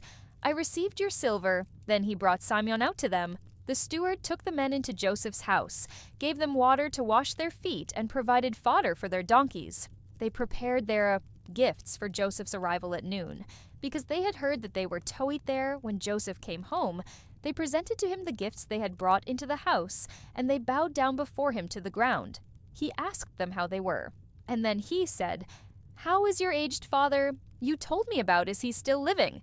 They replied, "Your servant, our father, is still alive and well." And they bowed down, prostrating themselves before him. As he looked about and saw his brother Benjamin, his own mother's son, he asked, "Is this your youngest brother, the one you told me about?" And he said, "God be gracious to you, my son." Deeply moved at the sight of his brother, Joseph hurried out and looked for a place to weep. He went into his private room and went there after he had washed his face. He came out and, controlling himself, said, "Serve the food." They served him by himself, the brothers by themselves, and the Egyptians who ate with him by themselves, because Egyptians could not eat with Hebrews for that. Is detestable to Egyptians. The men had been seated before him in the order of their ages, from the firstborn to the youngest, and they looked at each other in astonishment when portions were served to them from Joseph's table. Benjamin's portion was 5 times as much as anyone else's, so they feasted and drank freely with him. Now Joseph gave these instructions to the steward of his house: "Fill the men's sacks with as much food as they can carry, and put each man's silver in the mouth of his sack. Then put my cup, the silver one, in the mouth of the youngest one's sack along with the silver for his grain." And he did as Joseph said. As morning dawned, the men were sent on their way with their donkeys. They'd not gone far from the city when Joseph said to his steward, "Go after those men at once. And when you catch up with them, say to them, 'Why have you repaid good with evil? Isn't this the cup my master drinks from and also uses for divination? This is a wicked thing you have done.'" When he caught up with them, he repeated these words to them. But they said to him, "Why does my lord see such things? Far be it from your servants to do anything like that. We even brought back to you from the land of Canaan the silver we found inside the mouths of our sacks. Why would we steal silver or gold from your master's house? If any of your servants is found to have it, he will die, and the rest of us will become my lord's slaves." "Very well," then he said, "let it be as you say. Whoever is found to have it will become my slave. The rest of you will be free from blame." Each of them quickly lowered his sack to the ground and opened it. Then the steward proceeded to search, beginning with the oldest and ending with the youngest, and the cup was found in Benjamin's sacket. This they tore their clothes, then they all loaded their donkeys, and returned. To the city, Joseph was still in the house when Judah and his brothers came in, and they threw themselves to the ground before him. Joseph said to them, "What is this you have done? Don't you know that a man like me can find things out by divination?" "What can we say to my lord?" Judah replied. "What can we say? How can we prove our innocence? God has uncovered your servant's guilt. We are now my lord's slaves, we ourselves and the one who was found to have the camp." But Joseph said, "Far be it from me to do such a thing. Only the man who was found to have the cup will become my slave. The rest of you go back to your father in peace." Then Judah went up to him and said, "Pardon your servant, my lord. Let me speak a word to my lord. Do not be angry with your servant, though you are equal to Pharaoh himself, my lord." Asked his servants, "Do you have a father or a brother?" And we answered, "We have an aged father, and there is a young son born to him. In his old age his brother is dead, and he is the only one of his mother's sons left, and his father loves him. Then you said to your servants, 'Bring him down to me so I can see him for myself.' And we said to my lord, 'The boy cannot leave his father. If he leaves him, his father will die.' But you told your servants, 'Unless your youngest brother comes down with you, you will not see my face again.' When we went back to your servant, my father, we told him what my lord had said. Then our father said, 'Go back and buy a little more food.' But we said, we cannot go down. Only if our youngest brother is with us will we go. We cannot see the man's face unless our youngest brother is with us. Your servant, my father, said to us, You know that my wife bore me 2 sons. One of them went away from me, and I said, He has surely been torn to pieces, and I have not seen him since. If you take this one from me too, and harm comes to him, you will bring my gray head down to the grave in misery. So now, if the boy is not with us, when I go back to your servant, my father, and if my father, whose life is closely bound up with the boy's life, sees that the boy isn't there, he will die. Your servants will bring the gray head of our father down to the grave in sorrow. Your servant guaranteed the boy's safety to my father. I said, If I do not bring him back, to you I will bear the blame before you. My father all my life now, then please let your servant remain here, as my lord's slave in place of the boy, and let the boy return with his brothers. How can I go back to me, father, if the boy is not with me? No, do not let me see the misery that would come on my father. Then Joseph could no longer control himself before all his attendants, and he cried out, Make everyone leave my presence. So there was no one with Joseph when he made himself known to his brothers, and he wept so loudly that the Egyptians heard him, and Pharaoh's household heard about it. Joseph said to his brothers, I am Joseph, is my father still living? But his brothers were not able to answer him because they were terrified at his presence. Then Joseph said to his brothers, Come close to me. When they had done so, he said, I am your brother Joseph, the one you sold into Egypt. And now do not be distressed, and do not be angry with yourselves for selling me here, because it was to save lives that God sent me ahead of you for 2 years.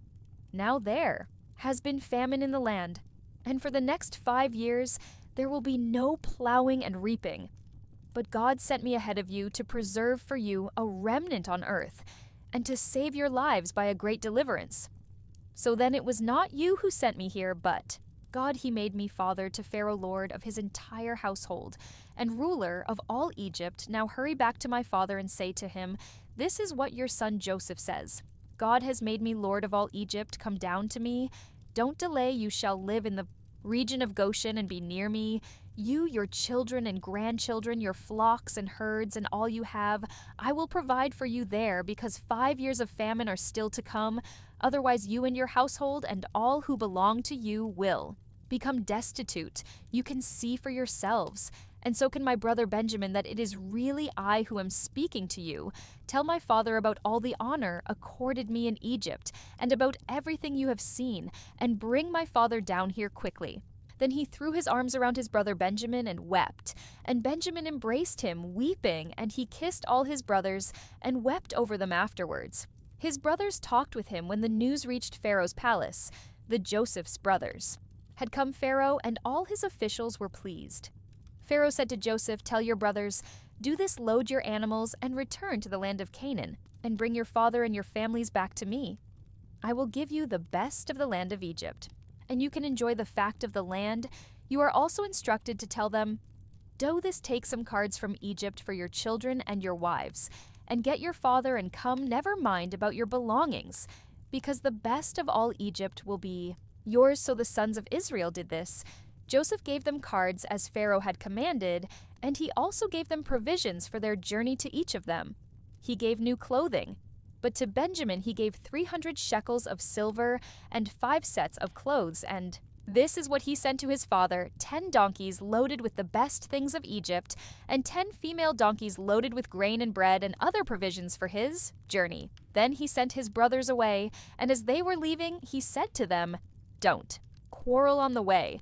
So they went up out of Egypt and came to their father Jacob in the land of Canaan. They told him, Joseph is still alive. In fact, he is ruler of all Egypt. Jacob was stunned. He did not believe them, but when they told him everything Joseph had said to them, and when he saw the cards Joseph had sent to carry him back the spirit of their father, Jacob revived, and Israel said, I'm convinced my son Joseph is still alive. I will go and see him before I die. So Israel set out with all that was his, and when he reached Beersheba, he offered sacrifices to the God of his father Isaac.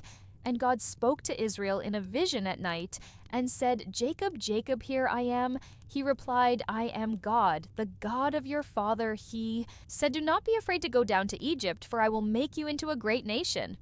There I will go down to Egypt with you, and I will surely bring you back again.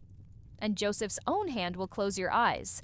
Then Jacob left Beersheba and Israel's sons, took their father Jacob and their children and their wives in the carts the Pharaoh had sent to transport him. So Jacob and all his offspring went to Egypt, taking with them their livestock and the possessions they had acquired in Canaan. Jacob brought with him to Egypt his sons and grandsons and his daughters and granddaughters, all his offspring. These are the names of the sons of Israel, Jacob and his descendants who went to Egypt. Reuben, the firstborn of Jacob. The sons of Reuben, Hanok, Palu, Hezron. And come the sons of Simeon, Jamuel, Jamin, Ohad, Zohar, and Sheil the son of a Canaanite woman, the sons of Levi, Gershon, Kohath, and Murray. The sons of Judah, Onan, Shelah, Perez, and Zerabut. And Onan had died in the land of Canaan. The sons of Pires, Hezron, and Hamal. The sons of Issachar, Tola, Jai-Shoband, Shimron. The sons of Zebulun, sired Elon and Jahilal. These were the sons Leah bought Jacob in Paddan Aram, besides his daughter Dinah. These sons and daughters of his were 33 in all. The sons of Gad, Zephon, Haggai, Shunai, Esbonerai, Erodai, and Erilai. The sons of Asherimna Ishva there was Sirah, the sons of Beriaheber and Malchiel. These were the children born to Jacob by Zilpah, whom Laban had given to his daughter Leah, 16 in all. The sons of Jacob's wife Rachel, Joseph. And Benjamin in Egypt, Manasseh and Ephraim were born to Joseph by Asenath, daughter of Potipharah, priest of on the sons of Benjamin, Bela, Beka, Ashbel, Jira, Naaman, Roshma, Pinhapim, and Ard. These were the sons of Rachel, who were born to Jacob 14, in all the son of Dan Hushem. The sons of Naphtali, Jaziel, Gunai, Jesus, and Shelaim. These were the sons born to Jacob by Bilhah, whom Laban had given to his daughter Rachel, 7 in all. All those who went to Egypt with Jacob, those who were his direct descendants, not counting his sons' wives, numbered 66 persons, with the 2 sons who had been born to Joseph in Egypt. The members of Jacob's family which went to Egypt were 70 in all. Now Jacob sent Judah ahead of him to Joseph to get directions to Goshen. When they arrived in the region of Goshen, Joseph had his chariot made ready and went to Goshen to meet his father Israel. As soon as Joseph appeared before him, he threw his arms around his father and wept for a long time. Israel said to Joseph, "Now I'm ready, Todi, since I have seen for myself that you are still alive." Then Joseph said to his brothers and to his father's household, "I will go up and speak to Pharaoh and will say to him, my brothers and my father's household who were living in the land of Canaan have come to me. The men are shepherds. They tend livestock, and they have brought along their flocks and herds and everything they own. When Pharaoh calls you in and asks, 'What is your occupation?' you should answer, 'Your servants have tended livestock from our boyhood on just as our fathers did.' Then you will be allowed to settle in the region of Goshen, for all shepherds are detestable to the Egyptians." Joseph went and told Pharaoh, "My father and brothers with their flocks and herds and everything they own have come from the land of Canaan and are now in Goshen." He chose 5 of his brothers and presented them before Pharaoh. Pharaoh asked the brothers, "What is your occupation?" "Your servants are shepherds." They replied to Pharaoh, "Just as our fathers were." They also said to him, "We have come to live here for a while because the famine is severe in Canaan, and your servants' flocks have no pasture. So now please, let your servants settle." In Goshen, Pharaoh said to Joseph, "Your father and your brothers have come to you, and the land of Egypt is before you. Settle your father and your brothers in the best part of the land. Let them live in Goshen, and if you know of any among them with special ability, put them in charge of my own livestock." Then Joseph brought his father Jacob in and presented him before Pharaoh. After Jacob blessed Pharaoh, Pharaoh asked him, "How old are you?" And Jacob said to Pharaoh, "The years of my pilgrimage are 130. My years have been few and difficult, and they do not equal the years of the pilgrimage of my fathers." Then Jacob blessed Pharaoh and went out from his presence. So Joseph settled his father and his brothers in Egypt and gave them property in the best part of the land, the district of Rameses, as Pharaoh directed. Joseph also provided his father and his brothers and all his father's household with food, according to the number of their children. There was no food, however, in the whole region, because the famine was severe. Both Egypt and Canaan wasted away. Because of the famine, Joseph collected all the money that was to be found in Egypt and Canaan in payment for the grain that they were buying, and he brought it to Pharaoh's palace when the money of the people of Egypt and Canaan was gone. All Egypt came to Joseph and said, "Give us food. Why should we die before your eyes? Our money is all gone." "Then bring your livestock," said Joseph. "I will sell you food in exchange for your livestock." Since your money is gone, so they brought their livestock to Joseph, and he gave them food in exchange for their horses, their sheep and goats, their cattle and donkeys, and he brought them through that year with food in exchange for all their livestock. When that year was over, they came to him the following year and said, "We cannot hide from our Lord the fact that since our money is gone and our livestock belongs to you, there is nothing left for our Lord except our bodies and our land. Why should we perish before your eyes, we and our land as well, by us and our land in exchange for food? And we with our land will be in bondage to Pharaoh. Give us seed so that we may live and not die, and that the land may not become desolate." So Joseph bought all the land in Egypt for Pharaoh. The Egyptians, one and all, sold their fields, because the famine was too severe for them. The land became Pharaoh's, and Joseph reduced the people to servitude from one end of Egypt to the other. However, he did not buy the land of the priests because they received a fixed allowance from Pharaoh, and had food enough from the allowance Pharaoh gave them. That is why they did not sell their land. Joseph said to the people, "Now that I have bought you and your land today for Pharaoh, here is seed for you so you can plant the ground. But when the crop comes in, give a fifth of it to Pharaoh. The other 4/5 you may keep as seed for the fields. And as food for yourselves and your households and your children, you have saved our lives." They said, "May we find favor in the eyes of our Lord. We will be in bondage to Pharaoh." So Joseph established it as a law concerning land in Egypt, still in force today, that a fifth of the produce belongs to Pharaoh. It was only the land of the priests that did not become Pharaoh's. Now the Israelites settled in Egypt in the region of Goshen. They acquired property there and were fruitful and increased greatly in number. Jacob lived in Egypt 17 years, and the years of his life were 147. When the time drew near for Israel to die, he called for his son Joseph and said to him, "If I have found favor in your eyes, put your hand under my thigh and promise that you will show me kindness and faithfulness. Do not bury me in Egypt.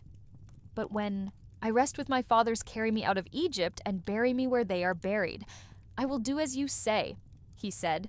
"Swear to me," he said. Then Joseph swore to him, and Israel worshipped as he leaned on the top of his staff. Sometime later, Joseph was told, "Your father is ill." So he took his 2 sons Manasseh and Ephraim along with him. When Jacob was told, "Your son Joseph has come to you," Israel rallied his strength and sat upon the bed. Jacob said to Joseph, "God Almighty appeared to me at Luz in the land of Canaan. And there he blessed me and said to me, 'I am going to make you fruitful and increase your numbers. I will make you a community of people, and I will give this land as an everlasting possession to your descendants. After you know then your 2 sons born to you in Egypt before I came to you, here will be reckoned as mine. Ephraim and Manasseh will be mine. Just as Reuben and Simeon are mine, any children born to you after them will be yours in the territory. They inherit. They will be reckoned under the names of their brothers, as I was returning from Paddan to my sorrow.' Rachel died in the land of Canaan while we were still on the way, a little distance from Ephrath. So I buried her there beside the road, Tophrath. That is Bethlehem. When Israel saw the sons of Joseph Hesed, who are these? They are the sons God has given me. Here, Joseph said to his father, then Israel said, 'Bring them to me so I may bless them.' Israel's eyes were failing because of old age, and he could hardly see. So Joseph brought his sons close to him, and his father kissed them and embraced them. Israel said to Joseph, 'I never expected to see your face again, and now God has allowed me to see your children.' Then Joseph removed them from Israel's knees and bowed down with his face to the ground. And Joseph took both of them, Ephraim on his right towards Israel's left hand, and Manasseh on his left towards Israel's right hand, and brought them close to him. But Israel reached out his right hand and put it on Ephraim's head. Though he was the younger and crossing his arms, he put his left hand on Manasseh's head, even though Manasseh was the firstborn. Then he blessed Joseph and said, "May the God before whom my father, Sabraham, and Isaac walked faithfully, the God who has been my shepherd all my life to this day, the angel who has delivered me from all harm, may he bless these boys. May they be called by my name and the names of my fathers, Abraham and Isaac, and may they increase greatly on the earth." When Joseph saw his father placing his right hand on the Ephraim's head, he was displeased, so he took hold of his father's hand to move it from Ephraim's head to Manasseh's head. Joseph said to him, "No, my father, this one is the firstborn. Put your right hand on his head." But his father refused and said, "I know my son, I know he too will become a people, and he too will become great. Nevertheless, his younger brother will be greater than he, and his descendants will become a group of nations." He blessed them that day and said, "In your name will Israel pronounce this blessing. May God make you like Ephraim and Manasseh." So he put Ephraim ahead of Manasseh. Then Israel said to Joseph, "I am about to die, but God will be with you and take you back to the land of your fathers. And to you I give one more ridge of land than to your brothers, the ridge I took from the Amorites with my sword and my bow." Then Jacob called for his sons and said, "Gather round so I can tell you what will happen to you in days to come. Assemble and listen, sons of Jacob. Listen to your father. Israel, Reuben, you are my firstborn, my might, the first sign of my strength, excelling in honor, excelling in power. Turbulent as the waters, you will no longer excel, for you went up onto your father's bed, onto my couch, and defiled it. Simeon and Levi are brothers. Their swords are weapons of violence. Let me not enter their council. Let me not join their assembly, for they have killed men in their anger, and hamstrung oxen as they pleased. Cursed be their anger so fierce, and their fury so cruel. I will scatter them in Jacob and disperse them. In Israel, Judah, your brothers will praise. Your hand will be on the neck of your enemies. Your father's sons will bow down to you. You are a lion's cub, Judah. You return from the prey. My son like alien. He crouches and lies down like a lioness who dares to rouse him. The scepter will not depart from Judah, nor the ruler's staff from between his feet, until he to whom it belongs shall come, and the obedience of the nations shall be his. She will tether his donkey to a vine his colt. To the choicest branch he will wash his garments, and wine his robes in the blood of grapes. His eyes will be darker than wine, his teeth whiter than milk. Zebulun will live by the seashore and become a haven for ships. His border will extend towards. Sidonissachar is a scrawny donkey lying down among the sheepfolds. When he sees how good is his resting place and how pleasant is his land, he will bend his shoulder to the burden and submit to forced labor. Dan will provide justice for his people. As one of the tribes of Israel, Dan will be a snake. By the roadside, a viper along the path that bites the horse's heels so that its rider tumbles backward. I look for your deliverance. Lord God will be attacked by a band of raiders, but he will attack them at their heels. Asher's food will be richy, will provide delicacies fit for a king. Naphtali is a doe set free that bears beautiful thorns. Joseph is a fruitful vine near a spring whose branches climb over a wall. With bitterness archers attacked him. They shot at him with hostility. But his bow remained steady, his strong arm stayed supple because of the hand of the mighty one. Of Jacob because of the shepherd, the rock of Israel because of your father's God, who helps you because of the Almighty who blesses you with blessings. Of the skies above, blessings of the deep springs below. Blessings of the breast and womb, your father's blessings are greater than the blessings of the ancient mountains, than the bounty of the age-old hills. Let these rest on the head of Joseph, on the brow of the prince among his brothers. Benjamin is a ravenous wolf in the morning. He devours the prey, in the evening he divides the plunder. All these are the 12 tribes of Israel, and this is what their father said to them when he blessed them, giving each the blessing appropriate to him. Then he gave them these instructions: I am about to be gathered to my people, bury me with my fathers in the cave in the field of Eve from the Hittite, the cave in the field of Machpelah near Mamre in Canaan, which Abraham bought along with the field as a burial place from Ephron, the Hittite. There Abraham and his wife Sarah were buried there. Isaac and his wife Rebekah were buried. And there I buried Leah. The field and the cave in it were bought from the Hittites. When Jacob had finished giving instructions to his sons, he drew his feet up into the bed, breathed his last, and was gathered to his people. Joseph threw himself on his father and wept over him and kissed him. Then Joseph directed the physicians in his service to embalm his father. Israel, so the physicians embalmed him, taking a full 40 days, for that was the time required for embalming. And the Egyptians mourned for him 70 days. When the days of mourning had passed, Joseph said to Pharaoh's court, I have found favor in your eyes. Speak to Pharaoh for me. Tell him, my father made me swear an oath and said, I am about to die. Bury me in the tomb I dug for myself in the land of Canaan. Now let me go up and bury my father. Then I will return. Pharaoh said, Go up and bury your father, as he made you swear. To do so, Joseph went up to bury his father. All Pharaoh's officials accompanied him, the dignitaries of his court, and all the dignitaries of Egypt, besides all members of Joseph's household and his brothers, and those belonging to his father's household. Only their children and their flocks and herds were left in Goshen chariots, and horsemen also went up with him. It was a very large company when they reached the threshing floor. Of a tad near the Jordan they lamented loudly and bitterly. And there Joseph observed a 7-day period of mourning for his father, when the Canaanites who lived there saw the mourning at the threshing floor. Further, they said the Egyptians are holding a solemn ceremony of mourning. That is why that place near the Jordan is called Abel Mizraim.